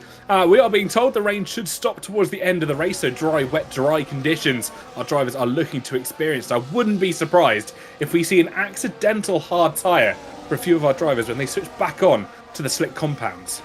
Yep, getting Mark Priestley chatting over the radio in your ear, telling you the alternate strategy, which is going to be so much quicker than accidentally putting you on the hard compound tyres, because Mark, unfortunately enough, is not clued up on the rules of Creator Series. My goat Jeff would have never done that. Jeff would never ignore what we wanted to do for him. Jeff is the GOAT, and if anybody disagrees, you can put in an official complaint. Absolutely nowhere. Already on board with GB, down in P3 at the moment. He's got Ari Guri and Tim and Mardic just pipping out in front of him, and I think he'll be slightly worried. What once looked like a surefire run for himself from pole position, he now has the fastest man in the wet that stands in front of him. Yeah, but don't discount GB. He's been rapid so far this weekend. He was rapid in the wet last week as well, remember, catching the group of cars that were battling for second down into fifth. That became second down to sixth because GB cruised up to the back of the train. But he's going to have to do some overtaking on this restart because it's Tiamat Marduk that will lead us away with El Rey Guri, you would imagine, in very hot pursuit.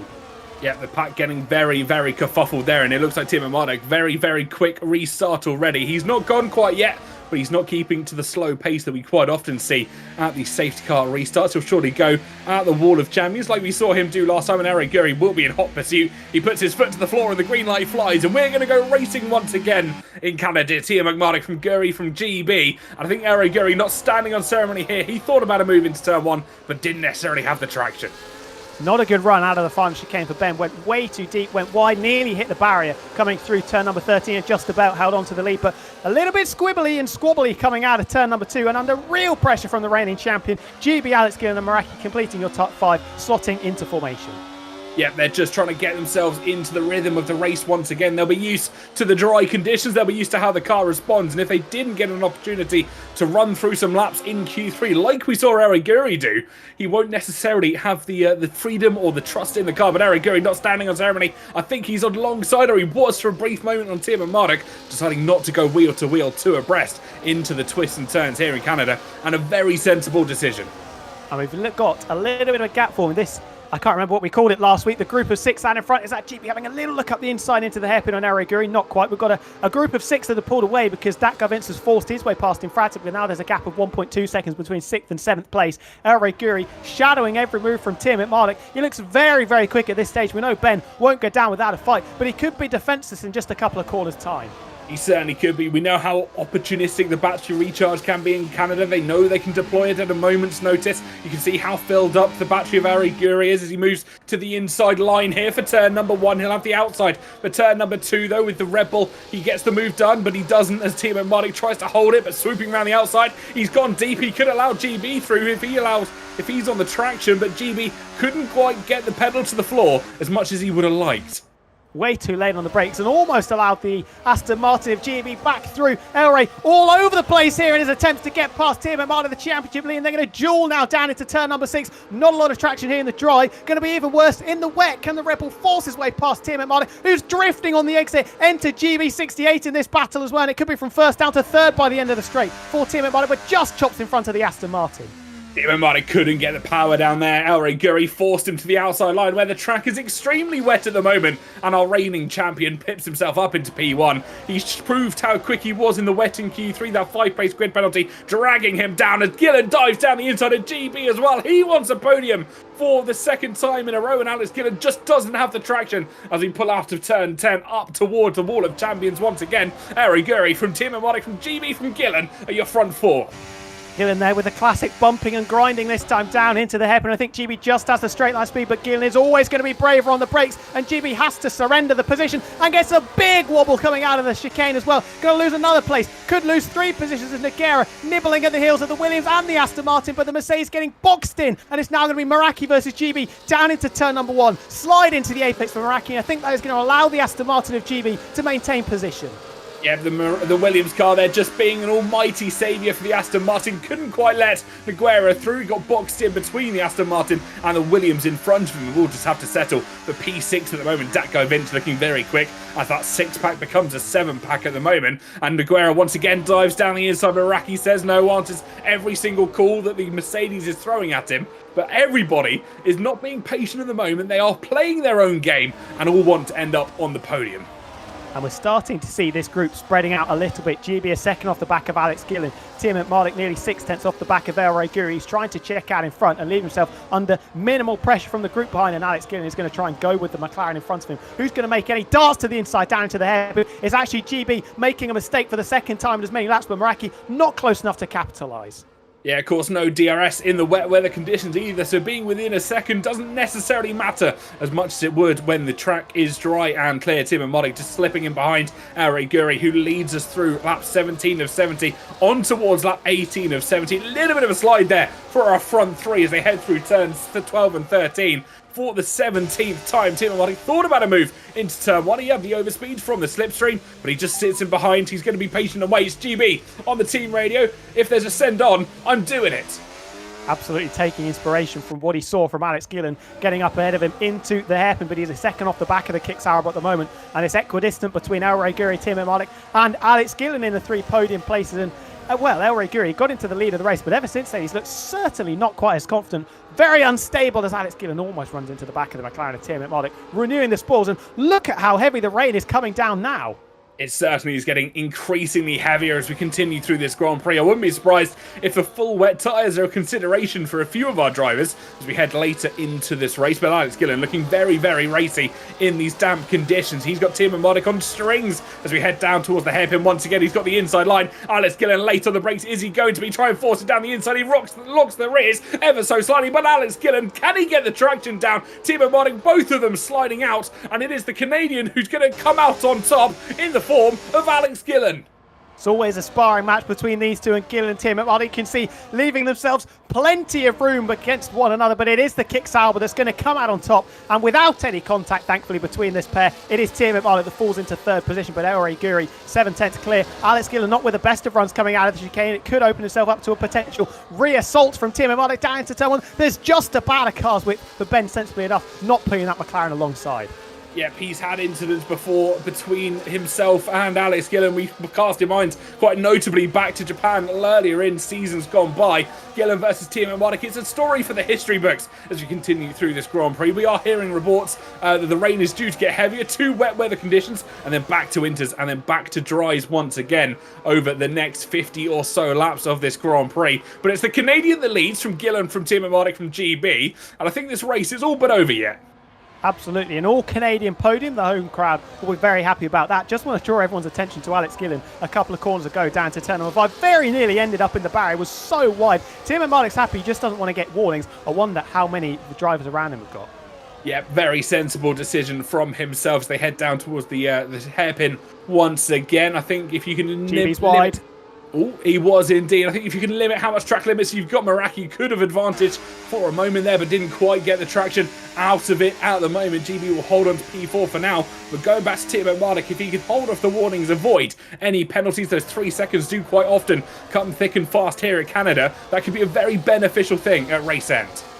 Yeah, you've just got to keep your eyes peeled open for the whole race, because you can get to lap 50 with no warnings, and then all of a sudden you take the curves too much at the first chicane, take the curves too much at the second, and then you've nearly got 3 seconds of penalties. Meraki drifting his way down into turn number 1, locking the rears, very unstable indeed in his attempts to get past GB. Nogueira trying to get involved as well, tussling with the Aston Martin and Williams in front. He also struggles to get the power down. Ultra Killer's out of the race. That could spare the blushes of GB, and we have got a safety car once again.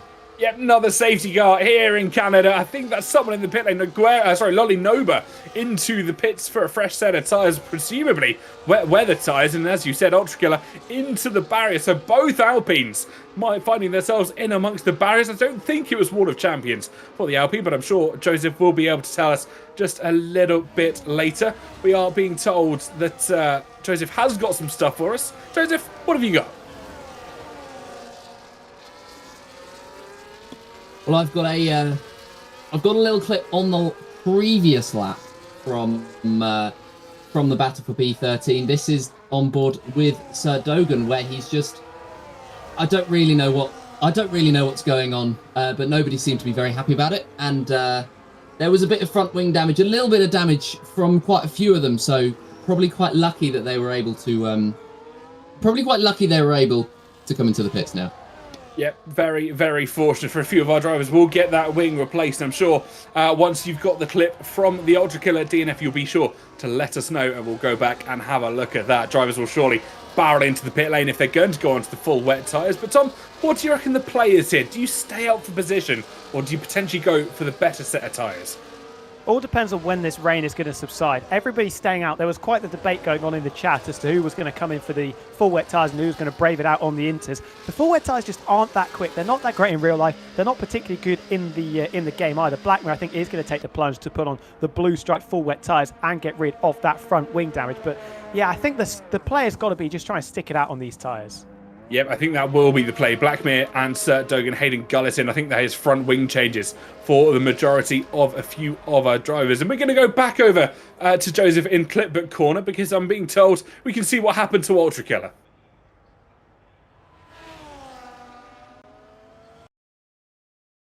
Oh, Joseph, I think your mic's just muted there. I've done it again. Second time lucky that I've done it tonight. But yeah, just pretty similar incident to the first couple of corners. He's just lost the rear, and as a result, his front right has come flying off. Wow, rather unfortunate for Ultrakiller there. The Wall of Champions not being so picky this time around. It's taken out Safso already, and now Ultrakiller is being its second victim in the Grand Prix. I'm sure it won't be the last. Joseph, thank you so much, and well, keep us updated. I have to commend Safso, by the way, because he found himself up in 10th position after starting from 19th. Managed to avoid all of the carnage that's been going on around him, especially with the likes of Hayden Gullis and a retiring Mr. Dale in that group as well. So big props to Safso, and some points definitely on the horizon for the Season 1 champion. Yep, at the moment he's having an almighty comeback season. Well, comeback race, should I say, for himself in his 80th race start. You never know. This could be his 10th podium that he gets himself in the Creator Series, Season 1 champion, and not being able to score many since then. He's only got 2 race wins to his name, and actually 60 top 10. So very, very consistent driver. Only 20 times that he finds himself outside of the points-paying positions, but quite unfortunately can't find himself higher up than 10th. Yeah, and like you said, he's got 9 podiums, looking for a 10th, and no pole positions to his name either, but of course will go down in legend as the inaugural Creator Series champion. And we always see flashes of that Season 1 Safso, don't we? We saw it in Imola a couple of weeks ago. We saw it in Imola on F1 23 as well, where he was very, very competitive. I believe that we will get Safso back at the sharp end. I think you're absolutely right. Safso shows those great sparks that you see of a race champion, very similar to what we saw of Sebastian Vettel back at the end days of his career. You know, the last of the late breaks, even just Daniel Ricciardo-esque moves, the light on the brakes moves that you love to see, the classic drivers of old, and absolutely fantastic to see. And I think, you never know, one day we might see Safso of old come back and nab a 3rd race win. I think everybody at the Creator Series, even chat, would absolutely love to see Safso back on the top step of that podium. Definitely, and there's no time like the present. Why not do it today? I tell you what is happening now, though. The safety car is in this lap, and this time it's going to be El Rey Guri back in the pack up with Alex Gillen, Tim Malik, GB and Meraki all following in the wake of the reigning champion. Certainly is. Well, let's go over and pull our race up to full screen view, and let's go racing with El Rey Guri leading us away. Alex Gillen will chase down in P2, and it is a front Canadian leading us away from Bert Mylander, who took us around a few touring laps of Canada. Of Canada? He certainly has been around Canada, yes. So it's Canada revolved, shall we say, but El Rey Guri very, very late here and goes very similar to what we saw with Tim Malik, albeit a lot slower, and it is foot to the floor. The light goes green and we go racing once again. El Rey Guri with Alex Gillen chasing him down, but Tim Malik will be wanting to come through on tow. It's Meraki who thought about a move on GB as Safso off the safety car restart is already up another position. Tim Malik was a little bit wide, maybe struggling from some cold tyres, desperately struggling to put the power down coming out of turn number 2. Meraki all over the back of GB as they continue the squabble that they were enacting just before the safety car came out. The Aston Martin for the time being holds on, and the Williams slots into 5th position. Yep, Meraki looking to make it race win number 9 in the Creator Series for himself, of course, Season 4 champion. And again, one of those drivers that hasn't quite looked himself in seasons gone past as the 2 reservists, Tesswood and Ricky, battling it out for Ps 10 and Ps 11 respectively. We'll keep an eye on the other Williams for the time being. Meraki trying to chase down GB, Alex Gillen trying to chase down the race leaders, El Rey Guri having an almighty slide out of that turn number 9. And I think Tim Malik as well, not far off the pace. Ben looking like he's got a little bit of his swagger back on this safety car restart, was desperately struggling just before the safety car came out, but he's almost been pushed through the hairpin by GB68. 4 Creator Series champions in the top 5. GB the interloper at the moment, but he has certainly got some speed in that Aston Martin car. El Rey Guri with a gap of just under 0.4 of a second as we come down into the final chicane. Yeah, well, the question will be, when's he going to be late in the race? When's he going to send that move down the inside of El Rey Guri as we approach half race distance? That will come about lap 35 here in Canada. And of course, we're expecting another dry stint to finish off this Grand Prix. But at the moment, the Kick Sauber trying to put pressure on the Red Bull racing car that leads us away. Tim Malik, GB, Meraki, drivers in 3rd, 4th and 5th respectively. All of them being patient with Nogueira down at P6, looking to try and make back positions. I wonder if we can get a quick check on tyres, see what everybody's at the moment. I'm fairly sure it's intermediates full spread with Blackmare and Lolly Nova. There we go, on the wet weather conditions. Yeah, let's try and watch out for what their progress looks like in the next 5 laps or so. In the commentary box, we don't necessarily know when this rain is going to subside, but it is absolutely bucketing it down at the moment. Malaysia 2009-esque as we come through the middle sector. How these intermediate tyres are coping, I will never know. And this is just going to be a challenge to keep it on the road at this stage, not on trying to make up a couple of places. Yep, it's days like this. I'm very, very thankful we're in the commentary box and not down racing like we see for a lot of our drivers. I think we'd be getting rather damp if we did indeed. Daddy Flies, rather, getting a 3-second time penalty for track limits. I think this is where those penalties will start to come thick and fast as the track limits are getting extended from a few drivers. Hayden Gullis and Ricky battling it out through the hairpin, and we are being told the wet tyres are working extraordinarily well.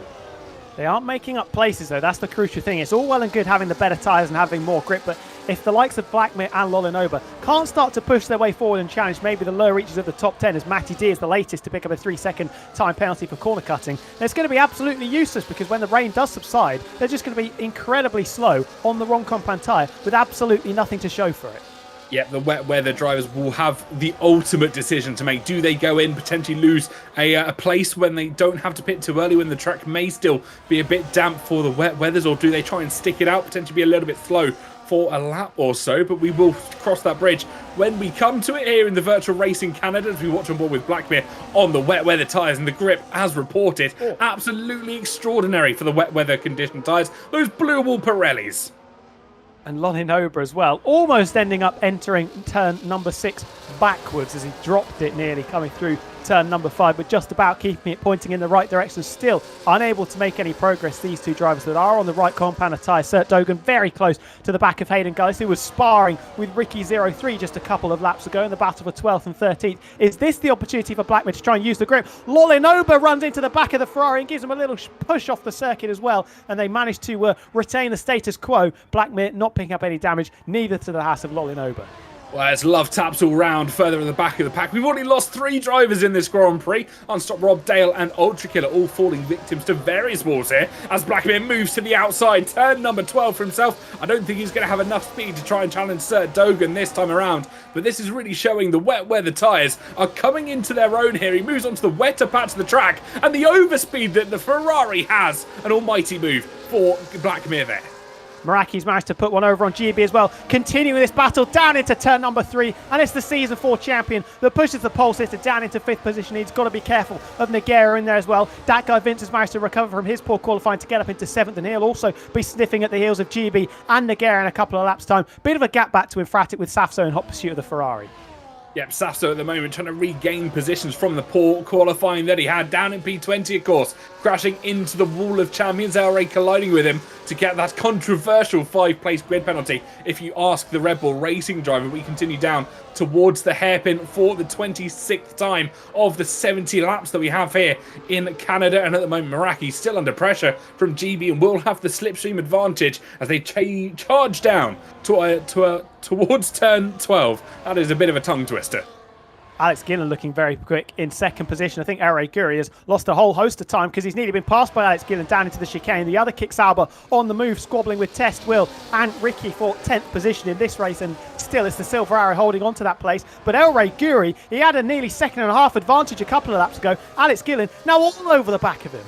Yep, Alex Gillen has not let that Red Bull Racing car escape as we continue through this Grand Prix. Area has been reeled in lap after lap after lap by this Kicksauber. Now we have an almighty battle for the lead of the Grand Prix as we continue through lap 27 of 70. It's going to be an interesting finish. Will it be Gillen? Will it be Guri? Or will it be someone else entirely? Alex Gillen with the most victories in Creator Series history. He's got 18 to his name, trying to add one more to that and make it 19 as he gets a little bit out of shape coming through the treacherous turn number 7, but he is shadowing every move that this Red Bull puts over him. I think this could be a titanic tussle in the next couple of laps in the pouring rain as Ricky and Hayden guys continue to debate 12th and 13th. They certainly do, and it's so far a civilised debate between Ricky and Hayden Gullis. No front wings have gone flying between the two of them as Team Mardik tries to hold off Meraki, GB, and of course that guy Vincent Aguera all getting involved. They've got a bit of a quintet starting to form here with the leader of Team Mardik allowing Gillen to try and pull away. 1.5 seconds is the advantage between Team Mardik and Alex Gillen up in P2. The front runners weaving all amongst the pack, trying to separate that slipstream, but Team Mardik tagging the rest of them through, trying to catch up. Ben doesn't look particularly quick at this stage. He's been left for dead by the pair in front of him, and now he's got a big group of angry cars cruising up to the back of the Papaya McLaren. 2 seconds the gap almost to Gillen in front, with Meraki, GB Nogueira, Datka Vince, and potentially even Infratic in a couple of laps' time, all sniffing an opportunity to get a podium place.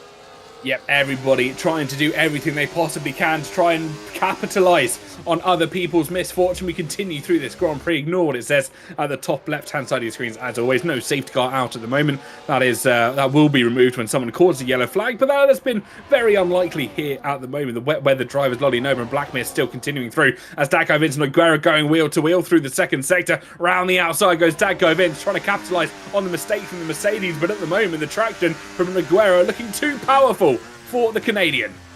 Yeah, Nogueira currently in an Aston Martin sandwich, almost found himself slipping out of it. It was spat nearly down into 7th position as Datka Vince sensing a potential weakness of that Mercedes in front. The 2 drivers that started on the front row, GB and Nogueira, been relegated all the way down to 5th and 6th, and with the pace that Datka Vince is showing, I wouldn't be surprised if they fall even further down the field, as Blackmere, I think, has had a bit of a whoopsie in the middle sector. Yep, I think he has. One of the drivers on the full wet tyres has managed to drop the car as they head through the second sector. It doesn't look like any damage to the Scuderia Ferrari, though, so he will be very fortunate in that regard. All of his front wing certainly looking intact as we continue through. But as you said, 2 Aston Martins are getting very close together, and we might see some team games. Team radio, though, from Datka Vince. He nearly pinched me into a wall, and I think he would be talking about Nogueira there. And what it has done as well is it's allowed Infratic and allowed Safso to cruise up to the back of this very long train of cars, starting with Tim McMardican in front. The gap between Elray and Alex Gillen has opened up a little bit. I think the assault that Alex Gillen was charging has been successfully defended by Elray, because that gap is now back out towards 8 or 9 tenths of a second. But it's Tim McMardic really struggling now. The cork in the bottle, Meraki, you would think it's only a matter of time before he pushes the McLaren off the podium. Yeah, I wonder if they're aware the rain is going to lighten as we continue through this Grand Prix. A little bit of patience for a few of our drivers. Ricky and Hayden Gullis still battling it out further back as they're 2 abreast as they head through the second sector, turns 6 and 7 on towards what would have been a DRS zone had the conditions been dry, but they are pretty much in a drag race down. But at the front of the pack, it's Meraki still trying to put a move on Tim Mardic. He goes to the inside line. Can he get the traction this time around? There's a little bit of a pinch there from Tim Mardic, just enough leaving the Williams space. And at the moment, Tim Mardic holding on to the podium, but who's going to burn what battery they have left? I think he's going to be falling out of the podium places. Ben's got absolutely no grip at this stage. It's a drag race down to the chicane, which Meraki elects to lose, but he's got to be careful. GB sat behind. Further back in this train, Safso has managed to get ahead of Infratic, pushing the Ferrari down into 9th place. Safso continuing his assault on the leading contenders. Datka Vince, Infratic, and Nogueira thinking about a move on GB into turn number 1. There was just a little sign of a look up the inside from the Mercedes, but GB just about holding on. Yeah, GB on the flip side actually thought about a move on Meraki as well. Down into turn number 1, he was a little bit, maybe a little bit too cautious, shall we say, on the move. He was half on, half on. And if he didn't want to go for it, he would have been a day late and $1 short this time around. But GB will continue through in P5 as Meraki and Tim Mardic are the 2 drivers that stand in front of him. I think he'll be hoping that Datka Vince, his Aston Martin teammate, will try and chase him up and give him support as we're about to cross half-race distance. Bit of speedway teaming potential, but look at the gap now. Nearly 4 seconds between Alex Gillen and Tim McMartin. That McLaren leaking time hand over fist and really hurting the races of the group of cars behind us. Meraki thinking about a move up the inside into the hairpin. Just shaped over to the right-hand side, but didn't send it up the inside under braking. And look at them. 5 cars line astern with Safso and Infratic very close behind as well. Is this the lap that Tim McMartin finally falls out of 3rd place? Well, I think that will be the question on everybody's lips at the moment. We continue down towards turn number 12. Meraki moves to the inside line. He has the overspeed from the slipstream, and it's a nice, easy move in all things considered. GB, though, will just have to sit in behind a team at Mardic. Finally dethroned from the podium position that he sat in for the last considerable number of laps. And this is Datka Vince going for a move at Nogueira into turn number 1. He'll try and swing it around the outside. The inside line comes for turn 2. There's a little bit of rubbing as racing between the 2 drivers, but Datka Vince up to P6. He's only now 1 position away from where he wanted to finish in the top 5. He nearly found himself squeezed into the wall by Nogueira, switched very late over to the right-hand side of the circuit, was able to swing it around the outside. Hayden Gullis losing places, lolling over, making light work of the RB to push him back down into unlucky position number 13. Ricky's dropped a couple of spots as well. It's Matty D13, bit of a cork in the bottle at this stage with the Hasselollen over, who I think is still on the full wet tyres moving forward.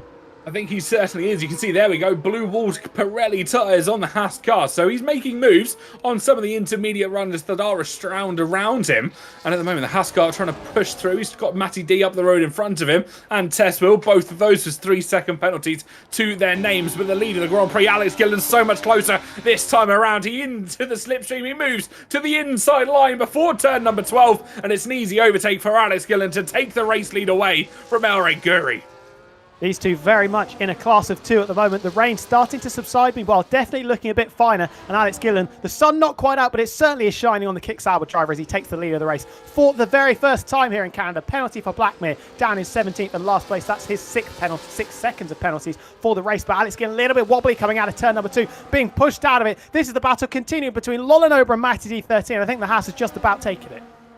Yep, so far just holding out Matty D. There we go, retaking P11 from Lolly Nova as he dives down the inside of turn number 1. I think Hayden Gullis wanted to follow him through as well, and as is Ricky, the reservist, trying to all battle out for P11. Matty D has a bit of better traction, but it's still the inside line for Lolly Nova. And at the moment, Matty D later on the brakes round the outside and holds on to P11. But as you said, the lead battle at the moment, the other Kick Sauber that is worth focusing on is Alex getting very, very wobbly from Lolly Nova there.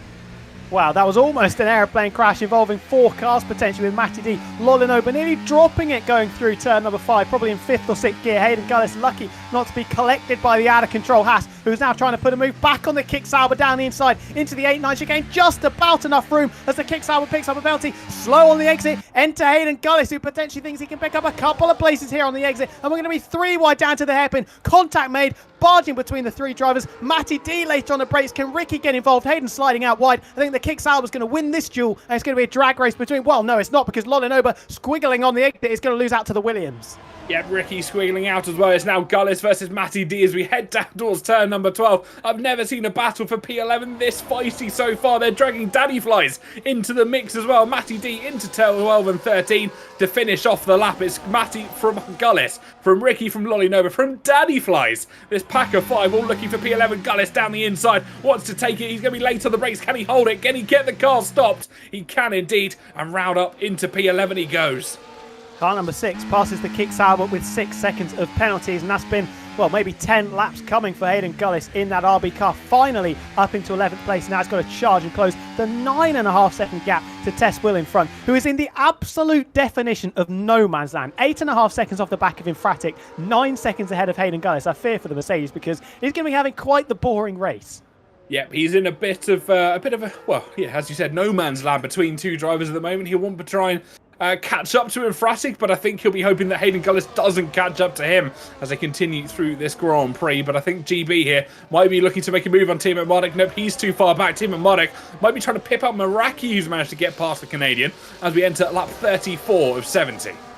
I thought Meraki would have made a little bit more of an impression on the leading duo, who swapped places for the second time in 3 laps. And now it's El Guri reassuming the lead of the race down into turns number 1 and 2. Alex Gillen having to slot back in behind. But yeah, that gap has just continued to extend between Gillen and Meraki now in 3rd place. Nearly 5.5 seconds. So, like I said a couple of moments ago, looks like those two are in a class of their own. Matty D13, though, has lost a bit of his front wing. Yep, he has indeed contact with someone, or at least the wall for the Kick Sauber there this afternoon. Front left end plate will be missing, and I think this could be the opportunity for Ricky to dive down the inside into turn number 1. He'll be able to swing it around the outside with the better downforce on that Williams car. Matty D tries to fight the position, but I think with the better traction from that Williams car, he'll be able to swoop it around the outside, and it's up to P12 for Ricky the reservist. Matty wisely backing out of that, but he's got to be careful because Lolinober's now all over the back of him. The wet tyres certainly not as quick as they were previously, skating into shot round the outside of turn number 5, almost wall bouncing through it and nearly ending up having an accident for the second time in 3 laps. Now he's got to be careful of his teammate Daddy Flies, who gets an incredible exit out of turn number 7 to push Lolinober down to 15th. Daddy Flies with the beautiful bit of traction out of that corner. He'll now try and challenge Matty D in the Kick Sauber as they continue down towards the hairpin. I wonder if it'll be Flies that is later on the brakes. He'll know the Kick Sauber is rather wounded. In towards the corner they go. It's late on the brakes for Daddy Flies. There's contact between the 2 of them. These push Matty D wide. Daddy Flies hold on to position, but he allows Lolinober through as well. Quite the shoulder barge from Daddy Flies as he barges his way past Matty T, who's relegated down into 15th behind the two Haas cars, but a dish served up cold is certainly revenge as we come up towards the final chicane. I don't think Matty T's going to be able to get one over back on Daddy Flies because the two Haas is working together. Lolinoba goes through, and that front wing is now seriously starting to cost that Kick Sauber. Yep, I wonder how long he's going to try and push this out for. He'll know when they go to pit for the softer tyres, or at least the slick tyres in this Grand Prix. He'll be able to fix that front wing as Ari Guri now has a considerable gap over Alex Gillen, further in the back, over 1 second between the Rebel racing car and the Kick Sauber that finds itself in P2. The gap ever increasing between P2 and P3, though. That gap now stands over 6 seconds with the quintet, I think now 6 back, following in behind Meraki. Ari Guri finished second last time we came to Canada, and as we reach the halfway point of this Canadian Grand Prix in season number 8, looking to go one better and pick up a victory. It'll be his first Creator Series victory as a Creator Series champion after the trials and travails that have inhibited his progress in the first few rounds this season. This is going to be music to the ears of him, and he's doing what he likes out in front, and I can tell you that he also likes what he's doing. He certainly does love, and he loves when he leads a race as well. He knows how to run through the twists and turns of Canada, and he knows how to do it from the lead of a Grand Prix, even with that Kick Sauber of Alex Gillen chasing him down. Now, the rain has certainly stopped here in Canada. We wait for the track to dry and for race control to enable DRS once again. As we cross half race distance, I wonder if there'll be a tendency, or maybe muscle memory, for some drivers to want to put on hards as we continue through to the end of the race.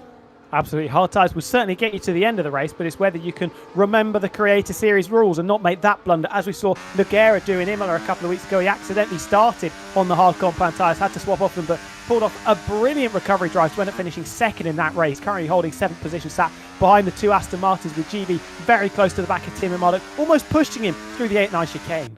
Yep, he is indeed. Both Aston Martins not necessarily working as together as they would have hoped. GB and Datko Vince, P5 and P6 respectively, as Alex Gillen has closed the gap once again to Ari Guri. I don't think he's going to go for a move this time around. He doesn't have the DRS, of course, and I think surely they'll be into the pits. 4 slick tyres. No, they're staying out. No DRS being activated yet here in Canada, and it's still Guri from Gillen, Meraki down in P3, and we are being told Lolinoba's into the pit lane for a fresh set of mediums last lap out.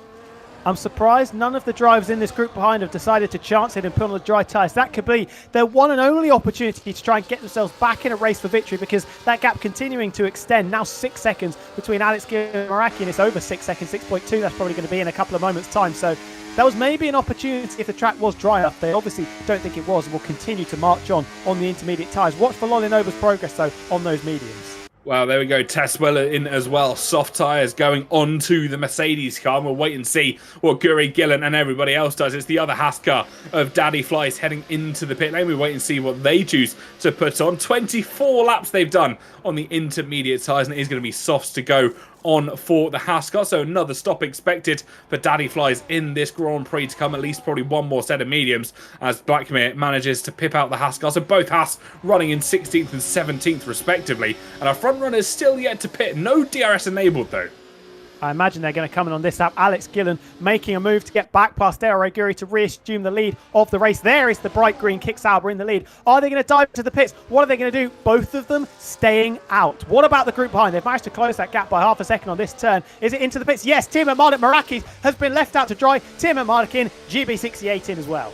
Wow, Tim and Marduk and GB the first to bite the bullet from our front runners as things stand. Let's see what tyres they do go onto. It's mediums for both GB and Tim and Marduk. Ferrari further back, that'll be Infratic coming into the pit lane to get a fresh set of tyres, and it's also medium for the Scuderia Ferrari car. I have to see what the progress is like. Meraki could be in a little bit of trouble. I think he's been caught short by the move pulled by these drivers coming into the pits to put on the new medium compound tyres. Yeah, I wonder what that is going to be like. But look, he's catching Ari Guri and Alex Gillen. That gap now 5.3 seconds. This could be very, very interesting. But I think in Clip But Corner, we've got a clip from Joe. Indeed, we do, and this is the amount of grip that Lolinova had as he was coming out of the pit, just struggling a lot with the with the tyres as he was coming out of just under 40 degrees. So it's not going to be easy for those drivers making that gamble now, as you can just see how much he was struggling coming out of the pit, maybe trying to push a little bit too hard too early on. But I think all of the drivers are going to have that grip to contend with, which should be a lot of fun. Yep, certainly one that our drivers will have to contend with as they come out of the pit lane. Speaking of the pit lane, Ari Guri and Alex Gillen both diving in for a fresh set of tyres. Meraki, Nogueira and Vince all following in their footsteps, and I'm sure it will be mediums for 90% of the drivers. They'll be looking to try and extend them as Tim and Mardik here having a good battle with GB. GB just pipping him out with the DRS now active down towards the final couple of corners. And how much will the undercut have worked onto these slick tyres? Very short pit lane, remember, so that might save Meraki's bacon. Over the line we go with GB and Tim at Mardik. Where is that bright blue Williams of the Season 4 champion? I think Meraki is just about going to hold on to track position. Yes, he is. Meraki's staying in third position. That undercut hasn't worked. Tim at Mardik skating round turn number 2 as Nogueira spat out from the pit lane, almost into the path of the McLaren. Fantastic move from Tim and Mardik, just defending from Nogueira as he came out of the pit lane. Don't forget, Meraki, Gillen and Gelre Guri will all have colder tyres, at least for the first few corners of this lap, so GB and Tim and Mardik might have a bit of an advantage as Ricky gets past Hayden Gullis, who I assume is just coming out of the pit lane. And there we go, Hayden Gullis retaking P11, but the battle for the lead is far but over now. We've got 30 laps to go in this Grand Prix. It will be Gillen versus Guri unless Meraki can try and chase them down. He's taken 7/10 out over the last few laps combined. That gap, of course, was over 6 seconds when we last through to them, and now they're closing it down to within 5.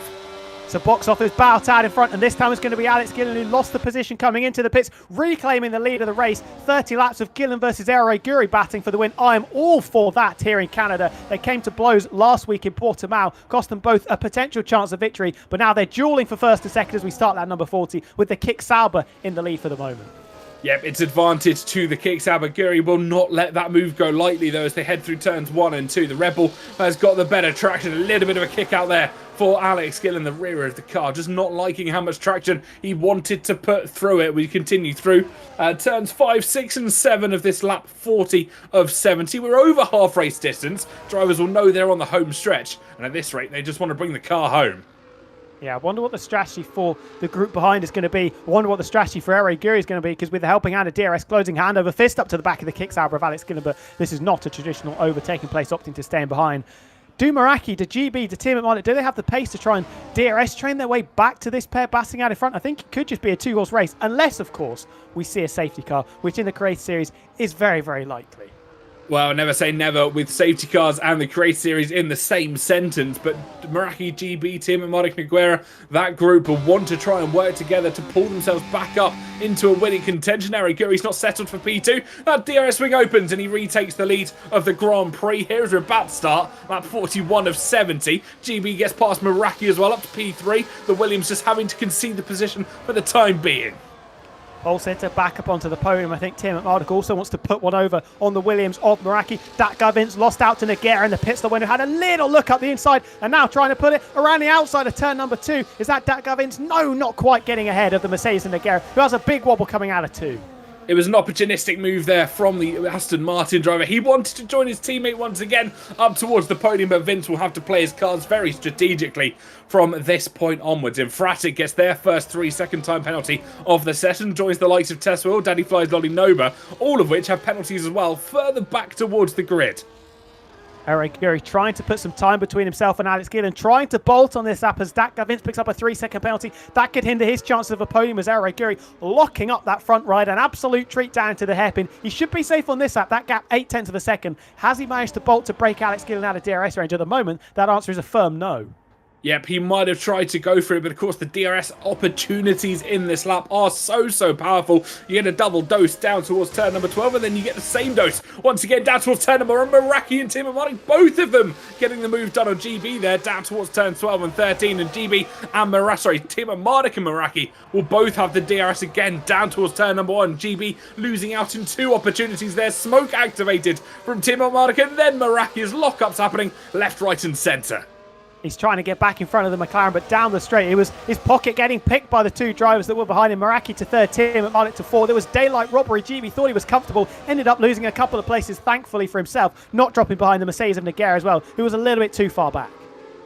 Yep, he will just have to hold on for the time being. Meraki in the podium positions, and he's a position that he quite likes to be in as Timo Marduk trying to go on the chase once again. They'll have the DRS open. Lolly Noba setting the fastest lap of the Grand Prix at 1:10.9 for the Haas driver in P13 at the moment. We'll be looking to try and get higher up the field for himself, and this is the question where it's going to happen. I think Nogueira's thinking about a move down the inside of GB. He's later on the brakes in towards the head, but a little bit of rubbing is racing between the two of them. There's still two abreast as the DRS wings will open.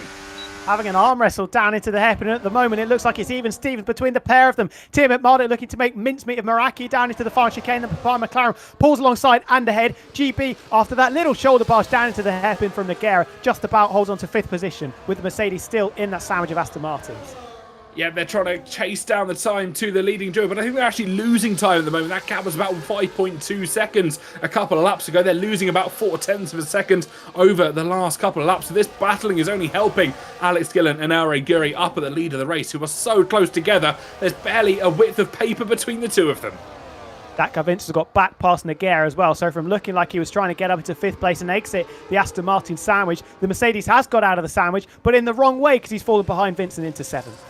Yep, not what he would have liked. Nogueira would have liked to try and get on top of GB, at least in terms of the race standings here. Would have got up to P5 for the Mercedes driver, but he's had to just wait and pay his dues to that guy Vince, who finds himself in P6 at the moment. Timo Marduk thought about a breakaway from Meraki there. He's about half a second ahead of the Williams car. We got yellow flag further back. I think that's going to be Blackmere into the barrier almost somewhere. There we go. He emerges from the left-hand side of the camera. Wall of Champions not quite claiming his car yet, but I think there may be damage to the Scuderia Ferrari.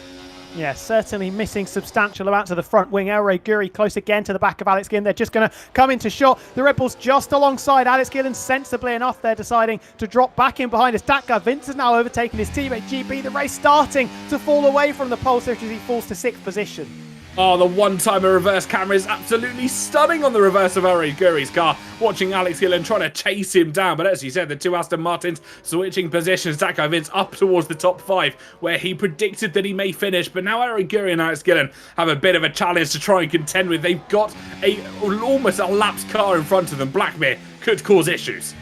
And Tim Marduk has taken a big chunk of time out of the pair of them on the previous lap. Half a second that gap has gone down by now. Just hovering around the 5-second mark, 4.8, 4.7 seconds. Tim Marduk looks like the Lone Ranger at the moment, trying to catch up. Big lockup for Aure Guri as he goes very, very deep into the hairpin. That could be all the invitation that's needed from Alex Gillen as GB struggling to hold on to positions. Once again, it's Nogueira putting mincemeat over that Aston Martin.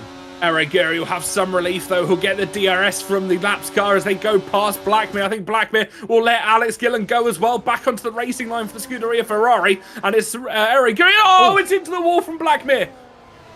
Deja vu from the previous lap. The Ferrari almost ending up upside down coming out of the final chicane. We have a virtual safety car. It's not a full course safety car, so that will be music to the ears of Aure Guri and Alex Gillen because they can keep the advantage they've got. Will anybody chance it for a pit stop? There's a big gap from Infratic back to Test Will, and then Test Will back to Ricky. Does anyone fancy a set of soft compound tyres if this VSC stays out for long enough? He slams it into the barrier. Got to be careful that the leading contenders don't smash into the back of him. And there's, I think that's GB68 having to negotiate the Ferrari that was stopped on the road there. Oh no, it's a 10-second penalty for GB as well for a collision with Blackmere's ghosted car, or well, unghosted car, should I say. And that's really going to hamper the race of the Aston Martin driver. It was a big smash into the wall for the Scuderia Ferrari, and everybody had to move through. I think we're going to throw it over to Joe. Oh, ignore me. We're not quite going to throw over to Clipbook Corner after what we saw, but yeah, that was when it rains, it pours. GB was struggling to hold on to places, falling down behind his teammate, nearly fell behind Nogueira as well. And then with the Ferrari parked in the middle of the road after slamming into the wall, Meraki got through, Timo Marduk got through, Dak Gavins just about got through, but it was GB who was caught out. It certainly was indeed, and I think it will be a price that will have to pay as well. It's a full safety car, not just a virtual safety car at the moment. You can see Bert Mylander on your track map at the bottom right-hand side of your screens. It has been appearance from himself. I think it's time number 3 or 4, but nobody into the pit so far, at least not from the front two. And I think it could be Timo Marduk into the pit lane. And GB, so GB's going to try and erase the 10-second penalty that he picked up for that collision that is, well, incredibly unfortunate. But we do have that full course safety car. Brand new set of medium tyres. He's not going to have that much of a tyre offset, only 7 laps compared to the group in front, but he's going to come out in a lovely position in 8th place, only losing, what, 4 positions from where he was. Going to get past Infratic and Safso before he can cruise up to the back of that group. But Tim Malik suddenly looking pretty good in this race after that late call to come into the pit lane. Yeah, great strategic move from Tim Malik there. Of course, GB getting rid of that 10-second penalty at the opportunity in the pit stop, and I think he's going to be able to hold the position over Ricky as well. Yep, fantastic job there from GB. So a fresh set of tyres for the Aston Martin driver, and he will remove that penalty that he got for the earlier collision. So Tim Malik and GB will have the advantage of tyres in the latter stages of this Grand Prix. And whilst it's only 7 or 8 laps compared to the front runners, who knows, that could be just the advantage they need when we get close to the end of lap 60s. I think the most important thing as well is it means that 10-second penalty for GB didn't end up mattering. He would have come out in 9th place if he came in on that lap. He comes out in 9th place anyway, and he can continue to charge on towards trying to pick up a first Great Series victory, although he's making life very, very hard for himself. Yikes, could be worse though. He has had a little bit of bad luck, but it hasn't affected him too much. Yep, exactly that. He's taken the positive out of the situation, realised that could have easily been a DNF for himself. But now we are going to throw across to Joseph in Clipbook Corner. Joseph, what do you got for us? Well, I've got 2 clips here. The first one, the original incident for Blackmere, which was, from his perspective, he saw El Rey Geary just barreling into the wall. And then he decided to join him, throw himself into the wall in the meantime. That was the original incident that occurred with Blackmere. And then the second one just here, he's just in the middle of the road, and GB doesn't pay attention, doesn't notice, and I didn't actually see any contact between himself and Blackbeard, but there must have been, which was where the penalty was picked up. So very unfortunate from GB there. Wow, cheater reflexes from GB. Very unfortunate, of course, to get that 10-second penalty to his name. There we go. We'll light ourselves up a little bit so people at home can see. But we have got a full safety car here. And massive shout out to Deadcore as well for the subscription. Massively appreciated. And you now get no ads as we continue through this Grand Prix. Tom, talk us through what your thoughts are here on Ben and GB's alternate strategy. If there's no more safety cars, I think they could be standing in very, very good stead indeed, because they've got a tyre offset. It's not enormous. 8 laps won't make too much of a difference in the early stages in particular, but that's going to be very beneficial. If Ben and GB, to be fair as well, they can get past Safso and Infratic within the first couple of laps, I'd be fancying a Tim McMahon win potentially. Yeah, it certainly will be an interesting one. I think, as you said, they've got to pip out Safso, they've got to pip out Infratic on the opening lap of this safety car restart. And as Gareth asked where the lamp has gone from a background, it's ended up in Canada. It's gone for moral support for a few of the drivers. Absolutely. Canada. Oh, Canada, that's where it all ends up. And I think we've got a very good chance of seeing a home victory for the Canadian Grand Prix, which I think, like I said earlier, the home crowd will be delighted about. Yep, home crowd absolutely loving. They had 20 of their home drivers on the grid to start with. They now find themselves with 16 Canadians on the grid at the moment. And as you said, it's Canadian 1, 2, 3, and that would be an almighty podium for the home fans. They will. They'll be disappointed though with 4 Canadians retiring from the race though, especially Mr. Dale on lap number 4. He's one of the fan favourites in the Canadian community. He certainly is indeed, although his let's say his reputation tends to follow him everywhere he goes. 34 DNFs. From, let's try and find the number for you, 56 race appearances, make that 57 for today, makes it, well, over a 50% DNF rate for himself. But he's the former F2 champion, so you can never take that away from him. You can't indeed. He was almightily quick in the F2 season. If people at home, if you haven't caught any of the F2 races that we've had over the last 2.5 seasons here in the Creative Series, do go watch them.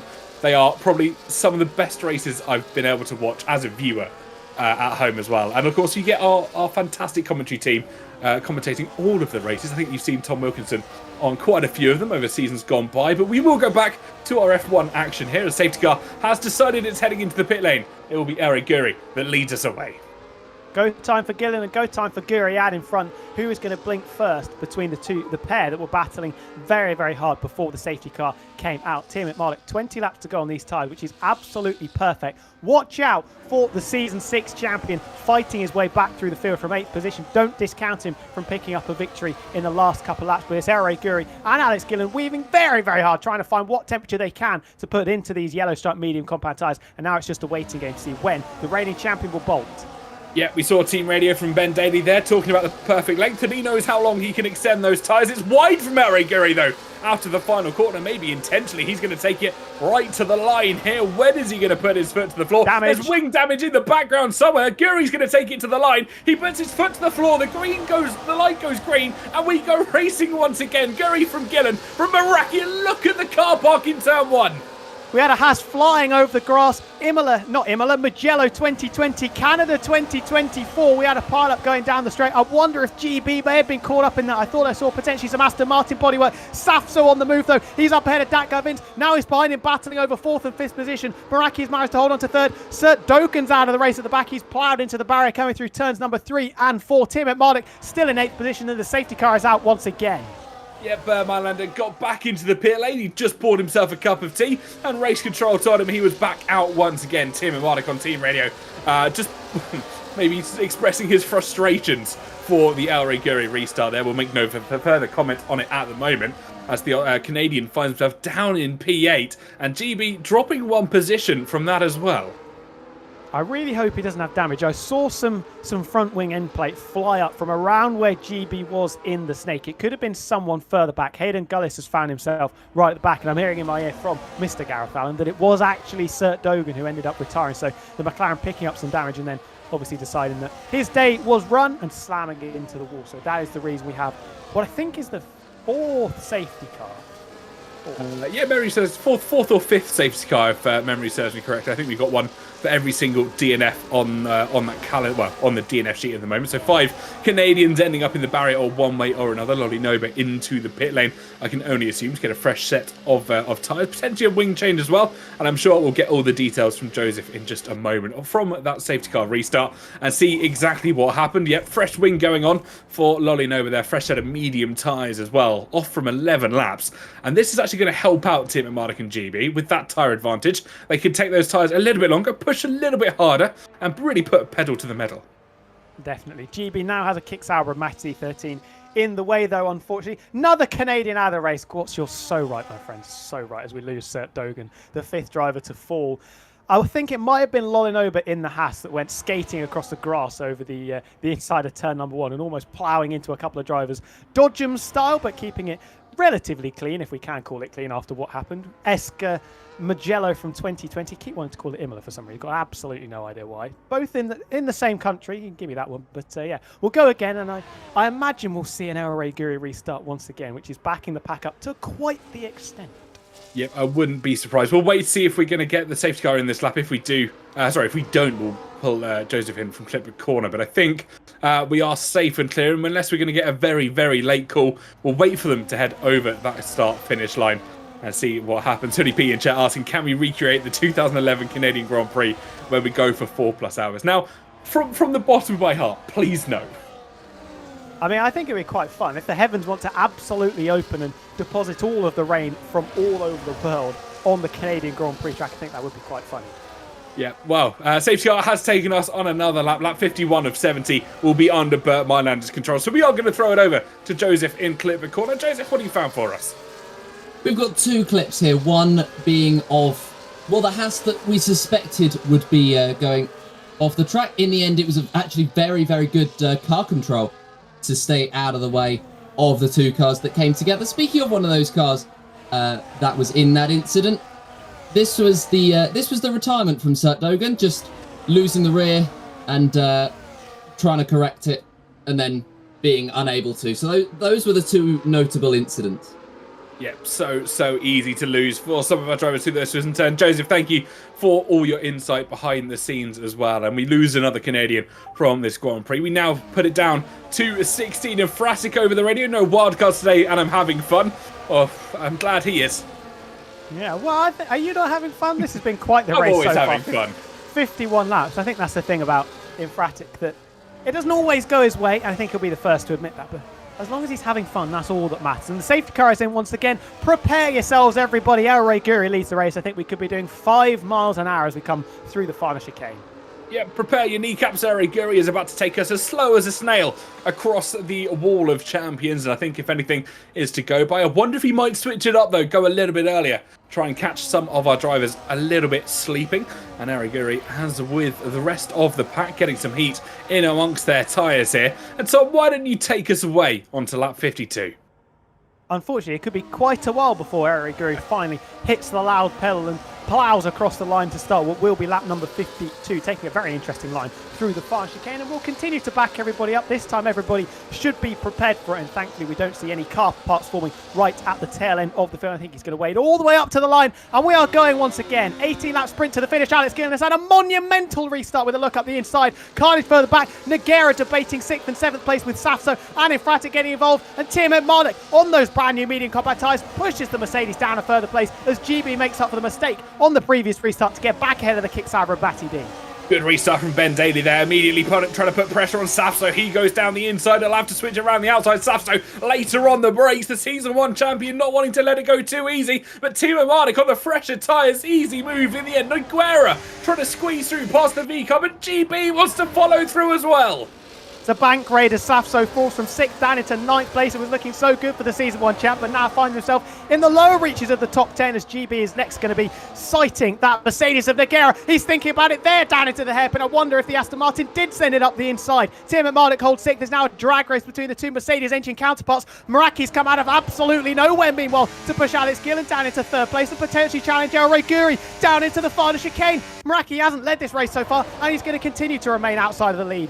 Yep, he just put a little bit on the brakes as he headed into the final corner. He said earlier he couldn't hear out of his left ear, and I wonder if he's managed to regain the hearing that he once didn't have, because he said if he did, he'd be dominating this race. He's come out of absolutely nowhere, finds himself in P2 at the moment, 3/10 off the back of Ariguri, and he's looking as hot as a feather. Daka Vince holding 4th place, but does have a 3-second penalty. Timo Marnik and GB successfully negotiating Nagera and Infratic to return to the top 6. What can the pole sitter do? He's got to force his way past that Papaya McLaren car, which is never a particularly easy challenge to try and undertake. Still El Reguri in the lead. Meraki, was that his last opportunity potentially to try and get the lead, because Alex Gillen is going to be sniffing all over the rear gearbox of that Williams to get 2nd place back.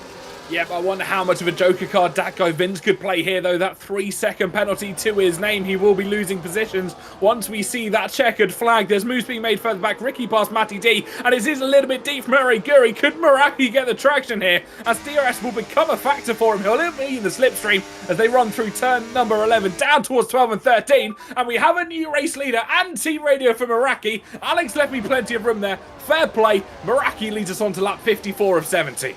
And it was easy as you like as well. The reigning champion with a bit of a wobble coming through the chicane, almost ending up planted in the wall of champions, keeping it out of it. And with 16 laps to go, it is now Meraki who takes the high road to lead this Grand Prix from Eri and Alex Gillen, who will continue their immense battle we've seen, I imagine, until we get to lap number 70. Datko Vince, like you said, could be the joker in the pack in 4th position with that 3-second penalty. Then it's Tim McMarlick and GB on the fresh tyres. Yeah, Meraki in his head is going boogity, boogity, boogity. Let's go racing. Trying to escape El Reguri. Timo Marnik gets past Datko Vince. Oh, there was a little bit of contact between the Aston Martin and the Papaya McLaren. Vince will have to leave up the position as GB manages to file his way through. Noguera wants to try and switch it around the outside as well, in towards the chicane. Will he be late on the brakes? Yes, he does. Swoops around the outside of Datko Vince, losing 2 positions in as many corners this time around. Will GB be later on the brakes into turn number 10 as well? He's side by side with the Papaya McLaren. He swoops around the inside. GB is on an almighty comeback here. Tim McMullen getting stuck in with both Aston Martins at this stage, forcing his way past Datko Vince, and it saw the second Aston Martin tumble from 4th down into 7th place. And now GB looking to put one over one of his old nemesis from the Creator Series as El Reguri, the reigning champion, gets back ahead of Meraki to reassume the lead of the race. Tim McMullen holds station in 4th. Yeah, Vince on the radio, was that Ben that hit me? I think it would have been. He'll see that on the race replay, but at the moment, Timo Marnik up into P4. He's got Gillen in front of him, Meraki, and of course the Canadian of El Reguri that leads his home race.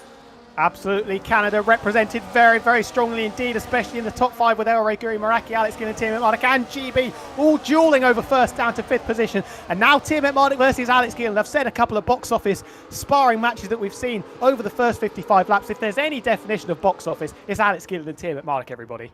Well, could Canada be Japan Part 2? Electric Boogaloo between Alex Gillen and Ben Daly here as we continue through lap 55 of 70. Guri leaves from Meraki, who's come out of absolutely nowhere to be within podium contention at the moment.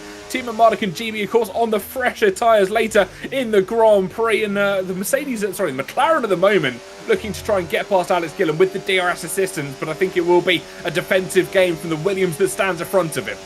Defensive game potentially for Tim McMullen, because look at the gap between himself and GB. That Aston Martin always pushing him down the straight, but I don't think it's going to make an audacious lunge. You can just see in that right-hand mirror, the Aston Martin was shaping a potential move up the inside, thinking better of it, GB, thinking about lap number 70 rather than lap number 55. Meraki close to the back of area as we cut the beam to start lap number 56, with the Williams holding station in second. Alex Gillen, look at the train behind. It goes from first all the way down to Safso in 10th.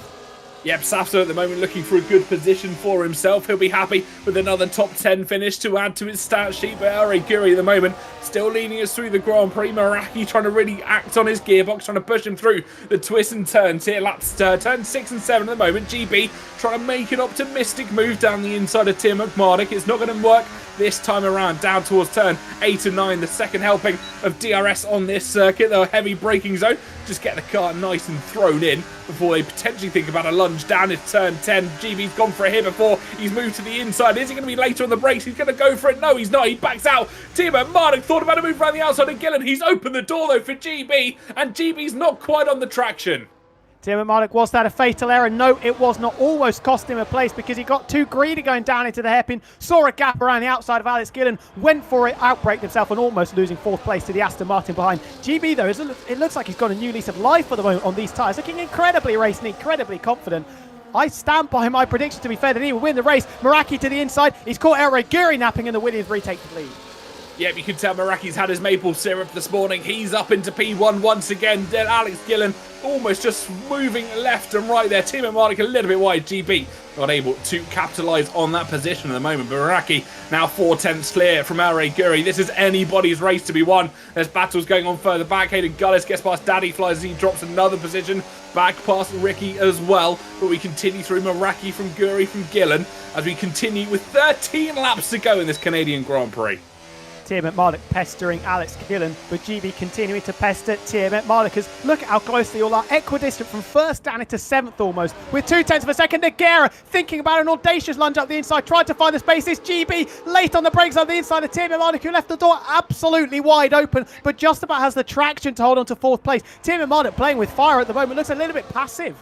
He certainly does. He doesn't know whether to attack or defend at the moment. Does he want to stick one down the inside of Gillen? But I think we could be from a 3 wide into the final corner. Gillen down the inside. It's a double move for the Kick Sauber car. He's up to P1. Pips out Meraki, who's all the way down to P4. Now P5 as GB manages to pip it out. Tim McMardick from P4 is up to P2. GB back into the podium positions where he finished last time in Season 7. It's all change here in Canada. All change. Breathtakingly brilliant from Alex Gillen, but I tell you what he's done. He's let the two drivers that are the quickest at the moment on the freshest tyres into 2nd and 3rd position behind him. GB still all over the back of Tim McMardick. Message P2, I think, will be saying thank you very much to Alex Gillen, but he's got to get past his old sparring partner very, very shortly. Guri and Meraki will be absolutely cursing what happened there. 3 wide into the final chicane, never works, and they came off very much 2nd and 3rd best. Yep, Gillen had to just lick the stamp and send it on that occasion. He'd already committed to the move, and indeed he did send it down the inside of Guri and Meraki, and both of those drivers dropping down to P4 and P5 respectively. And I wonder if the two drivers behind him, the Papaya McLaren and the Aston Martin that stand in P2 and P3, will send the exact opposite as we head down into turn 12 this time around. Tim Mark might go left. It might be GB that goes right. We are seeing it set up. It is going to be 3 wide. No, not this time around. Tim Mark, an easy overtake with GB following him through, and the drivers on the fresher tyres with 12 laps to go are in the lead of the Grand Prix. And they've got Alex Gillen to thank. I don't think that was quite what Alex Gillen was wanting to do, because he's now got quite the mountain to climb if he's going to win this race, because Tim McMardick and GB on the fresher tyres very, very quick at this stage. No, would not be surprised at all if they start to bolt and leave the group behind very much in their wake. GB still shadowing every move of Tim McMardick as we come up to start lap number 60. And, well, I think this could be a 2-horse race now. Well, they've got to try and work together. That 0 wins continuing to loom over the head of GB68. He knows it is certainly his opportunity to get a race win here. He almost had it in Portugal last time out. He got the P3 result last time here in Canada. He's going to go for the move for the lead of the Grand Prix. Is he going to look for it around the outside of turn number 10? He has the inside line. But turn number 9, not quite this time around. He'll be patient, wait for the DRS to become enabled, but this battling is going to allow Alex Gillen to try and get involved. Tim McMurdoch will be a sitting duck as they run down towards turn number 12, but GB, the Canadian, will retake the lead of the Grand Prix.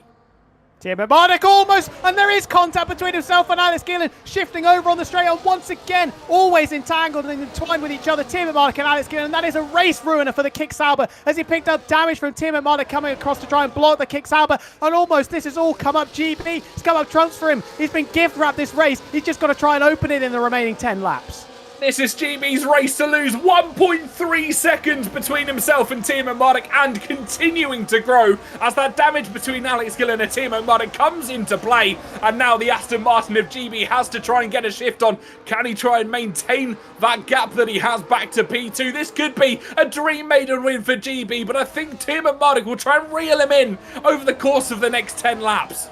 Once again, it's Tim McMurdoch and Alex Gillen locking horns. It looked a little bit like Tim McMurdoch moved over slightly too late on Alex Gillen. We saw it before in Zandvoort, darting over to the inside to cover off very, very late. And in the end, it was Alex Gillen who very much came off second best, losing part of his front wing. El Rey Guri locking up down into the hairpin. He's got quite the mountain to climb as well if he's going to take his first victory of season number 8. But this has just turned completely on its head. GB68 with a 1.6 second lead.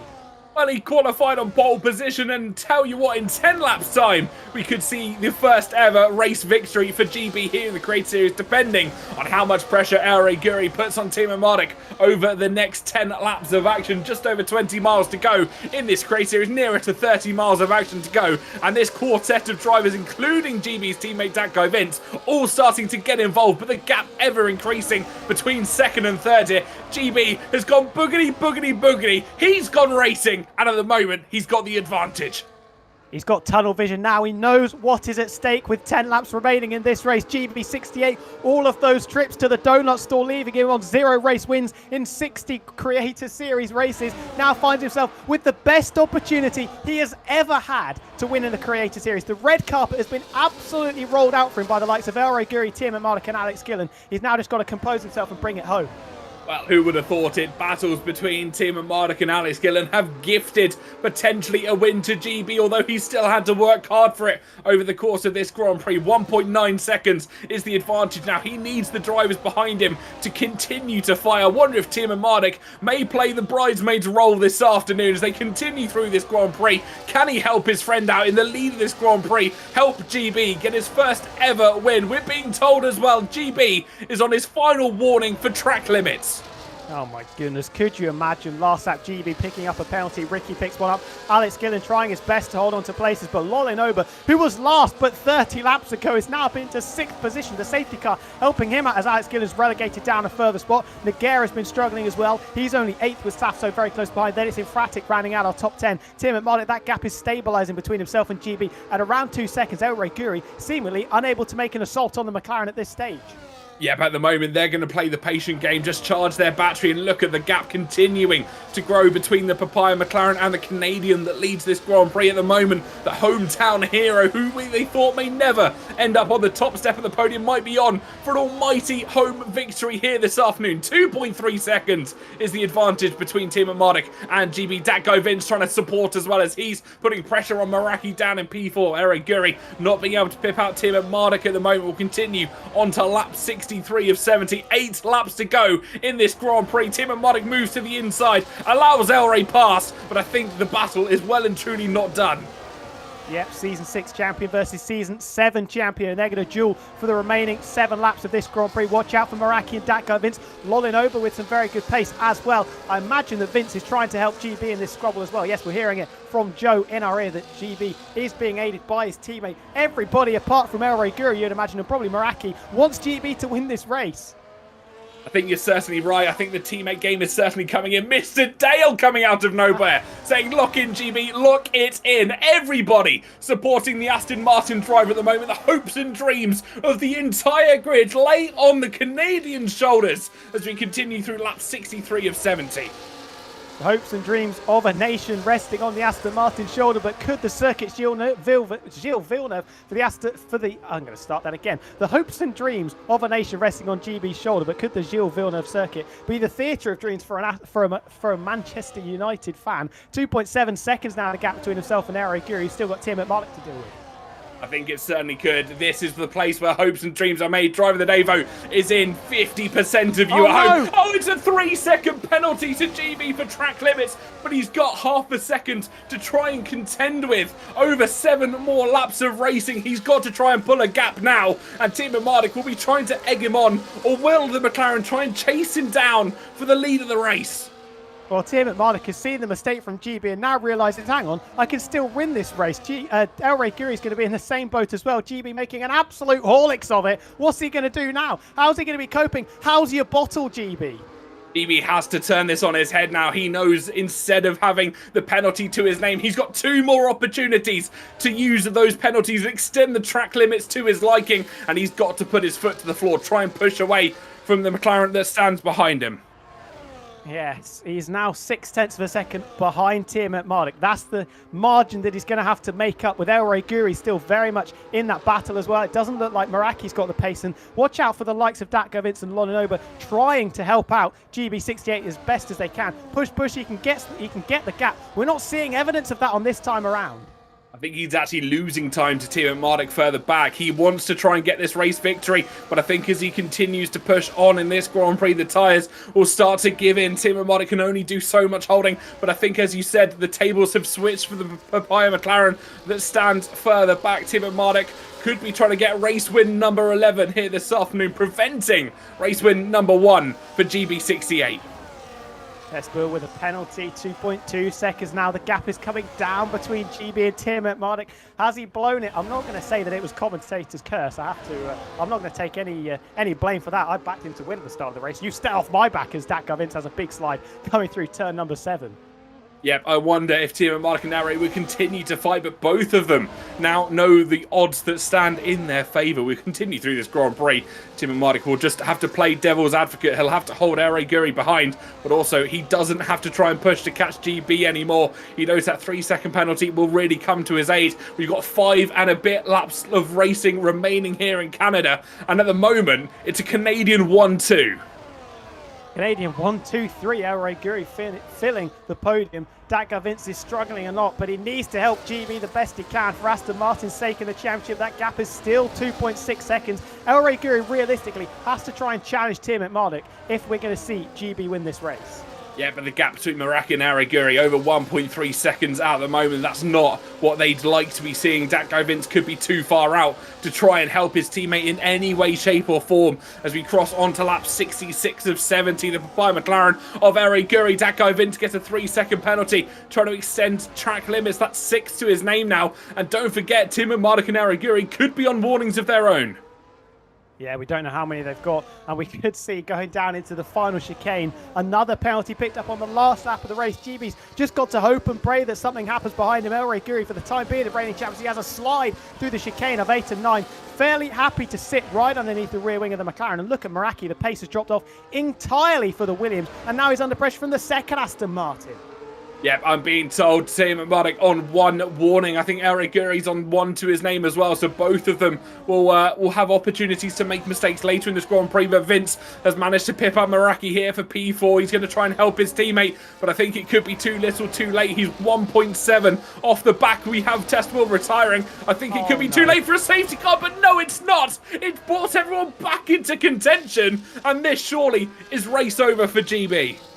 Kills his chances. GB, is another race victory going to fall by the wayside? That 3-second penalty, I mean, he might not even end up finishing on the podium with how this is going. And I just cannot believe what has happened over the previous 5 laps. I cannot believe it at all.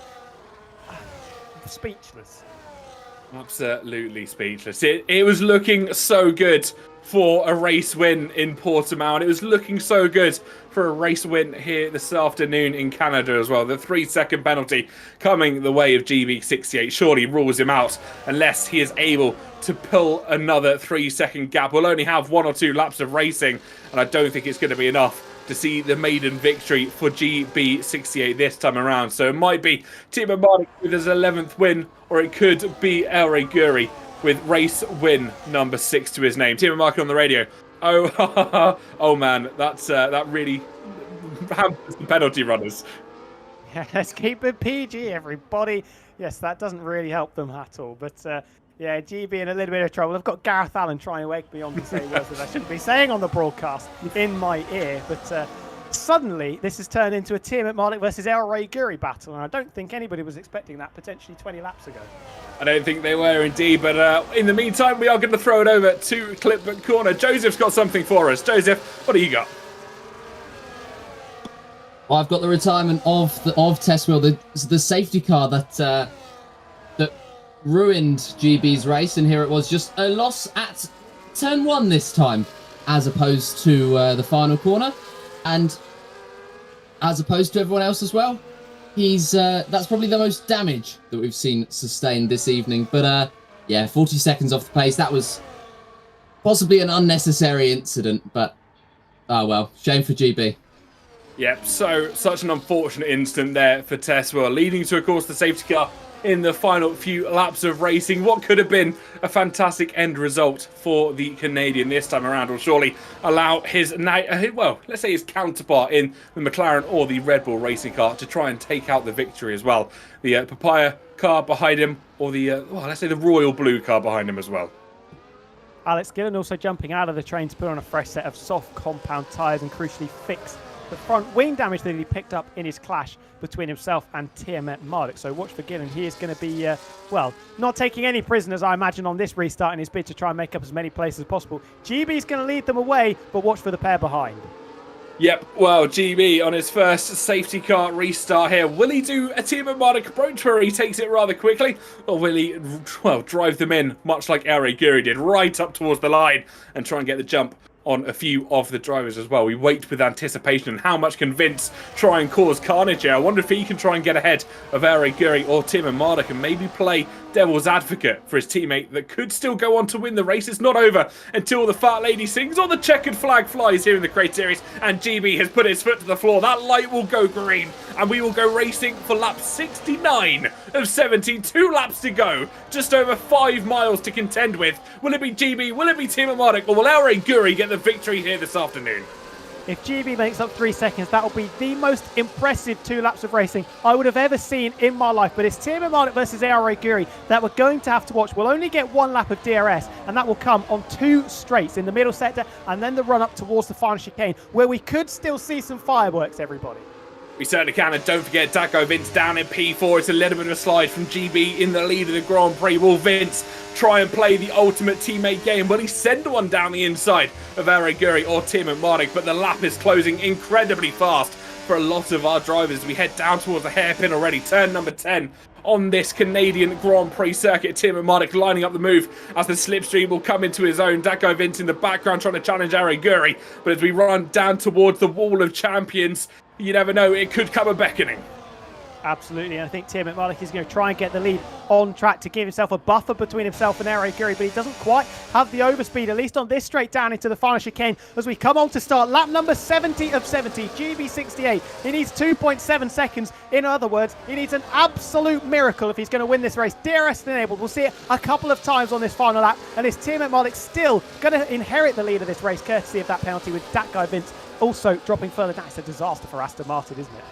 It certainly is. He needs 2.7 seconds over 2.7 miles here in Canada. Timo Mardik will wait like a pouncing cat to try and take the opportunity as they cross the checkered flag. He won't even need to take him on the track. He'll know the penalty will come into its own and gift Timo Mardik the win. The Canadians are absolutely on their feet for the final round or the final lap of this Grand Prix. Whatever way it goes, it will be a hometown hero that crosses the line first. GB will surely do it in spectacular fashion fashion, but Team Marduk now, with the DRS systems, will run up towards the line. They'll all get the rear wing open. Can El Guri, though, get the traction that he would have liked? The rear wing waits patiently to be opened. There we go, released like a spring, but I think he's too far back on this occasion. It is surely going to go the way of Team Marduk. GB might get it on track, and I think Team Marduk is going to let him do it. GB will cross the line, but with penalties applied to his name, Team Marduk will take win number 11 in the Creator Series. El Guri gets a podium. Meraki will join them on it as well. 11 heaven in the Creator Series for Team Marduk, but I tell you what, those final 5 laps have been an absolute race from hell for GB68. For the first time, he crosses the line to win a race, but with a 3-second penalty picked up with 5 or so laps to go, drops off the podium. You've got to feel for a man in that scenario, don't you? You really do. It's a heartbreaking way to lose a race as we see a Canadian taking the top step of the podium. Fantastic stuff to see for himself. The hometown fans go wild as that trophy becomes lifted. Win number 11 for Team Marduk in the Creator Series career. Win number 2 of the season for himself as well. And another one to add to the stat sheet. And extending the championship lead, of course, for the Season 6 champ, trying to reclaim his crown that he lost to the man on the left of screen in the Red Bull overalls. But it is Team Marduk from El Guri and Meraki rounding out the top 3. Safso from 19th on the grid, fastest lap and 4th place, nearly getting that 10th podium. GB falls from pole position from 1st over the line to 5th. Alex Gillen with an extraordinary comeback after the final safety car to end up in 6th ahead of Nagera Lolinoba. Hayden Gullis slots just inside the top 10 and Dak Govins was shuffled all the way down into 10th position. In Fratic at one stage it was looking so good from 3rd on the grid. He was 12th behind Ricky. Daddy Flies Matty D, the remaining finishers. Test wheel retiring with a few laps to go. Yep, so sad as well to see 5 Canadians DNFing at their home Grand Prix. But that does round out the Canadian Grand Prix for this afternoon. What a battle we have just seen. Heartbreak once again for GB68 out in a Grand Prix. We'll have to wait another week until he gets his opportunity at the top step of the podium. But I think for now, we might be able to have a chat with some drivers, and we'll see who's in the waiting room. I don't have our information up, so let's see. Anyway, they're not quite yet. We'll have a chat with them later. But why don't we, for the time being, let's pull Joseph across and see what it was like from his perspective on the final laps of those Grand Prix. Joseph, what was it like from the point of view from all the drivers? Oh, it was definitely entertaining. I think Vince, obviously, he said he was going to help his teammate out. He didn't know his teammate had a penalty until the end, and he started celebrating, and GB just went... He just didn't say anything, because he just let Vince discover that he had a 3-second, and they ended up both of them off the podium. So not a day to remember for the Aston Martins, but certainly a day to remember for some Canadians. Yeah, it certainly was. It was a good result for some, unfortunately not quite a good result for others. And just Tom thinking over there, GB, another heartbreak race for himself. When do you think we'll eventually see him on the top step of the podium? I really don't know. He's certainly got the pace. The last couple of races have been the closest that he's ever been. Obviously, we've got a break week next week, so he's going to have to wait 2 weeks until he gets another chance. But you can't get this close so many times in a row without it coming. I think it is definitely coming. We just have to wait a little while longer. Yeah, you're absolutely right. Well, I think we're going to kick off some interviews for our drivers here. We got Meraki P3 on the podium this time out and see what he has to say about that race. Jake, welcome in to the commentary box and hello. Congratulations on another podium. Sweet. It felt good. Yeah, it felt like a really fun, enjoyable race. I hope it was good to watch and commentate on. So yeah, it was certainly a fantastic race. Yeah, no, it felt amazing because I felt like I actually had a decent bit of pace today. It was weird because normally I just kind of sit in the trains and just let people overtake and think, oh, I'm only losing one place in the same train. And yeah, today I was actually making overtakes and I felt like I actually had decent pace on the game for once, which is a first for a little while. Yeah, I mean, the pace in the middle stint was exceptional. You were very, very quick out there. In the last stint, it looked like it just came away from you a little bit, just removing you really from that main challenge for victory. Yeah, it was a tricky one where I think the race was kind of lost when I think El Rey went past me and then Alex kind of made it 3 wide because that made it impossible for me to kind of like go fast. So I pretty much had to stop going through the final chicane. And that's how GB and Ben got through. And I knew, I said this like quite early on, that they're going to be quite quick at the end, because that's extra 6-7% is actually quite big when the tyres are really, really worn. So I think that moment there is where the kind of race was maybe a little bit lost. I don't know. It's hard to say. But either way, P3, I'm actually really happy with it. So... yeah, as you should be. And just one question I have to see how you're going on. Can you actually hear out of your right ear now? No. I still cannot hear out of my right ear. So maybe, if I have something wrong with me, then I'm actually kind of on pace a little bit, which I... But, yeah, it was... I still can't hear out my right ear. So, just deaf. Well, fingers crossed that gets sorted as soon as possible. Of course, no race next week out. And how are you feeling about the rest of the season going forward as well? If Ben could stop winning, that would be good. That'd be really nice. But because if he stops winning, that's probably one higher position for me. But yeah, I think we've got Mexico next. Obviously not next weekend, but the week after that, because we're all going to be in Germany, aren't we? Yes, Mexico and then Brazil. Mexico is a sprint as well. Oh, good. Oh, good. I like sprints. So I either do really well in sprints and get podiums, or I get wing damage turn 1. So I like those odds. Amazing stuff. Tom, unless you got anything else for Meraki? No, all good. Pace was looking good. Nice Thanks. podium to your name as well, and probably sets you up nicely for the rest of the season once we come back in a couple of weeks' time to almost re-find a little bit of form. Yeah, we've got to try and keep the consistency up, really, and then the pace will naturally kind of come along with it, I think. So I'm happy with how it's going so far. Well, best of luck to you, and we look forward to seeing more Meraki podiums in the future as well. Yes. Hopefully with 2 working ears as well. Fingers crossed. Appreciate it, guys. Thank you. Amazing stuff. Thank you, Jake. Wow, what an amazing guy to talk to. Always a positive no matter what the result. Maybe sometimes a little bit on the negative side. But we are going to pull Safso in, see if he wants to chat with us, see how his Grand Prix went. Safso, how you doing? And welcome in to the commentary box. Talk us through how that race went for yourself. Well, I've just been watching it through here as a very, very good race. It's been a long time since I've been able to say that, but a very, very enjoyable race. I gutted for GB, obviously, with that last safety car. That was... I don't know what the gap was. I think it was around the 3-second area, so he maybe could have still got the win without it. But on my end, at least, brilliant race. Backed out at the right times, went for moves at the right times. A nice little karma moment with Fabio where we were both behind Nogueira with damage, and he was giving me the hurricane, going, "Oh, come on, we're gonna get past you," And then we're on brand new softs. Everyone else is on 30, 40 lap worn mediums, and he's making no progress. I'm like, okay, if you're not going to go for moves, I will get like double overtake done at the hairpin, and then just went on from there and finished up. I know he had a penalty, but still 8 positions ahead, and he was the one giving me a hurry up for the safety car. I was like, try not to give me the hurry up anymore, because those last 2 laps just was so nice. Would have been nice to have a bit more battery, but yeah, that was, at least for me, easily best race of the season so far. Obviously, you're known for being one of the drivers with better racecraft, should we say. A lot of them spent the majority of the race knocking 10 barrels out of each other. But how would you rate the pace? Because to come back from 19th on the grid to end up finishing 4th, you've got to have some serious pace on your hands.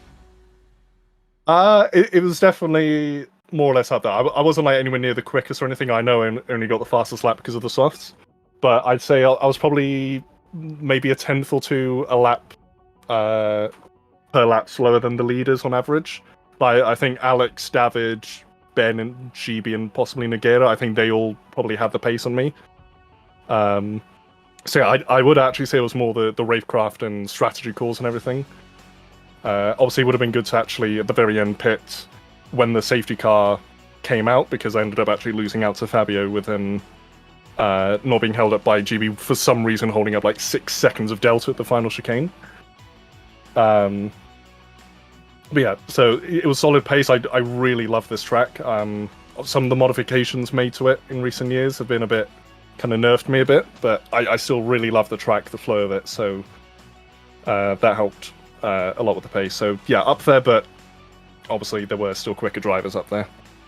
Yeah, fantastic driver overall. And of course, your 80th appearance in the Creator Series, making, I think, you the most appeared driver in the Creator Series as a total. And to top it off with a good result as well. Yeah, that is lovely stuff. So I'll probably. I wouldn't be surprised if that ends up being best race of the season, but we'll see. Hopefully they'll be better down the line. Fingers crossed. I think all the races so far this season have been absolutely fantastic. But Safso, thank you so much for coming in and having a chat with us, and best of luck with the rest of the season as well. Thank you very much. Thank you so much. Someone we don't often get to speak to, Safso, but again, always so nice and has a lot of good things to say. 100%, yeah. Very level-headed as well. I think that's what helps him in his racecraft. Certainly is. Well, I think we've beaten around the bush for a little bit. Let's get our race winner, Mr. Timo Marduk, into the commentary box. Another fantastic win to add to your stat sheet. Win number 11, and what a way to do it in style. It was, yeah. Had to be there at the right place at the right time. I said the whole stream I wanted to, not have any penalties, and we made sure that we were in the right place. GB got his penalty. We saved our second set of mediums for the end, and there was a lot of strategy choices we could have made. Could have, boxed for softs at that late safety car, but I don't think that was the right one. So overall, I think we made the right choices, and I'm pretty happy to be up here. Were you always going to come in for another set of mediums under that? I think it was the penultimate safety car, because it seemed pretty obvious for us two in the commentary box, but it was only you and GB that made the call. Yeah, that's because a lot of people started the race on a set of mediums, so they'd only be putting on another set of used mediums, and the tyre wear would have been very similar, so not really worth boxing. So because me and GB started with softs, we had two brand new sets of mediums, and from a strategy point of view, I think we both nailed it there. But yeah, I was always coming in on that second last safety car.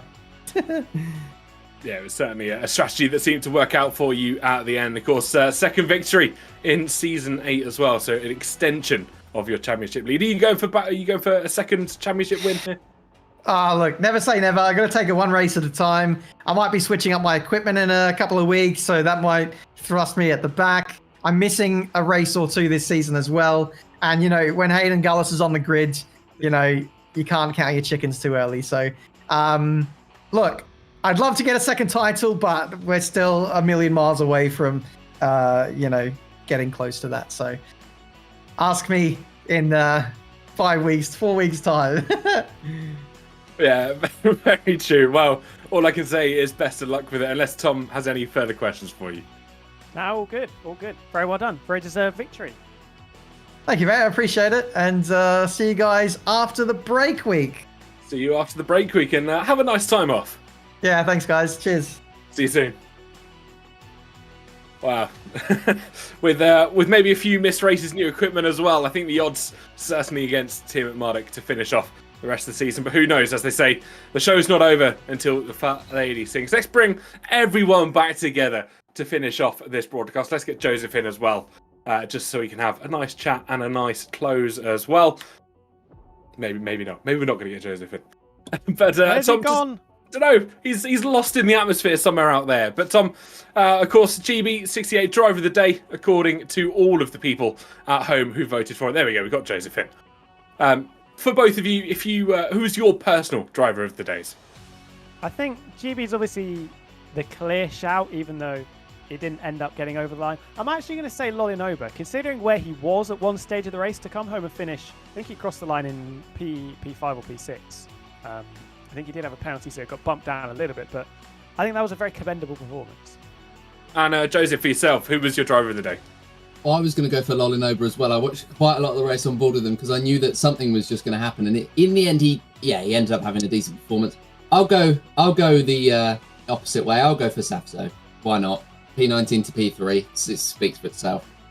Yeah, Safso with an almighty drive this afternoon. And, I'm going to cast a general vote out there. I think the Canadians got driver of the day from me here in the commentary box. But I'll tell you what, we have got one more new thing to show you, especially new to all of us here in Season 8.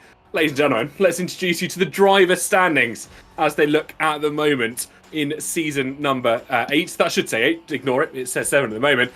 Team Marduk leads us away with 90 points to his name. Naguera just behind with 62. Meraki with 60 to his name as well. Razin Chai with 56. And we'll run through our top 10. Eric Guri, Tom, GB, Safso in the top 10. Absolutely outstanding. Hayden Gullis, the Q1... what's a word for it? Q1... Chaos Merchant in P9, and then Dragonflies up in P10. Gillen, Lolinova, Cryzix, Dark Viper, Matty D, Ricky, Bushy Ants, Formula Kai, Dako Vince, and Mike Donaldi round out to your top 20. And, so far, Team Marduk with a great advantage over the rest of the field. It is certainly a sizable lead, but with what he's saying, he's not confident if his new equipment comes in, whether that'll harm his pace, missing a couple of races. I think this is very much still on. Meraki 30 points back, Nagera 28 points back. Ere Guri, though, 50 points away. That's going to be quite the tall order if he wants to defend his championship. Exactly. Well, there's still 8 rounds to go in this championship. We're only 4 rounds in, 1/3 of the way through as things stand. We have got the team standings as well. McLaren quite obviously lead us away. Punju and Team Marduk, that lineup looking rather unstoppable at the moment. Mercedes with Naguera and Dark Viper GT in P2. Ferrari with Razin Chai and Infratic at the moment, one carrying the other rather considerably. Williams in P4. Meraki and the reservists who have stepped in for curbs over the opening 4 rounds of the season are now Alpine with Tom and Unstop Rob, of course. Rob making his opening appearance here in season 8 today. Yeah, and think where Alpine could be if they didn't have an absolute stinker today. Both adding Q1, both retiring within the first 15 laps or something. Yeah, it was a poor performance from the French team's standings. But who knows, as we continue on into the season, anything can and will happen. But now we've got everyone back together. Joseph, it's been a pleasure having you, providing your insight in from all of the drivers' point of views, the replays as well. Where can our people at home check you out if they want to do so just a little bit more? Pretty much if you search on any social media, the letters KOTKS, it's pronounced Copcast. Not that anybody ever pronounces it that way, but it's pronounced that. So on pretty much any social media, you'll find that. And Tom, what about yourself? Wilco.darts on TikTok. World Grand Prix going on at the moment. Been doing some stuff for that. If you want to check me out over there, it'd be much appreciated. Well, you should definitely go check both of those gents out over there. Above our heads as well, all the Creator Series socials, YouTube, Instagram, X or Twitter, and TikTok as well. All of those at F1 Creator Series. And someone you can't see behind the scenes as well, at Gareth Allen TV. He's been our producer for this afternoon. You should go give him a follow on all the usual social media gubbins, as he would like to say. Me, I'm at They Call Me TK on pretty much 90% of socials. But until we see you next time out, in not next week, but the week after, it is good night and God bless.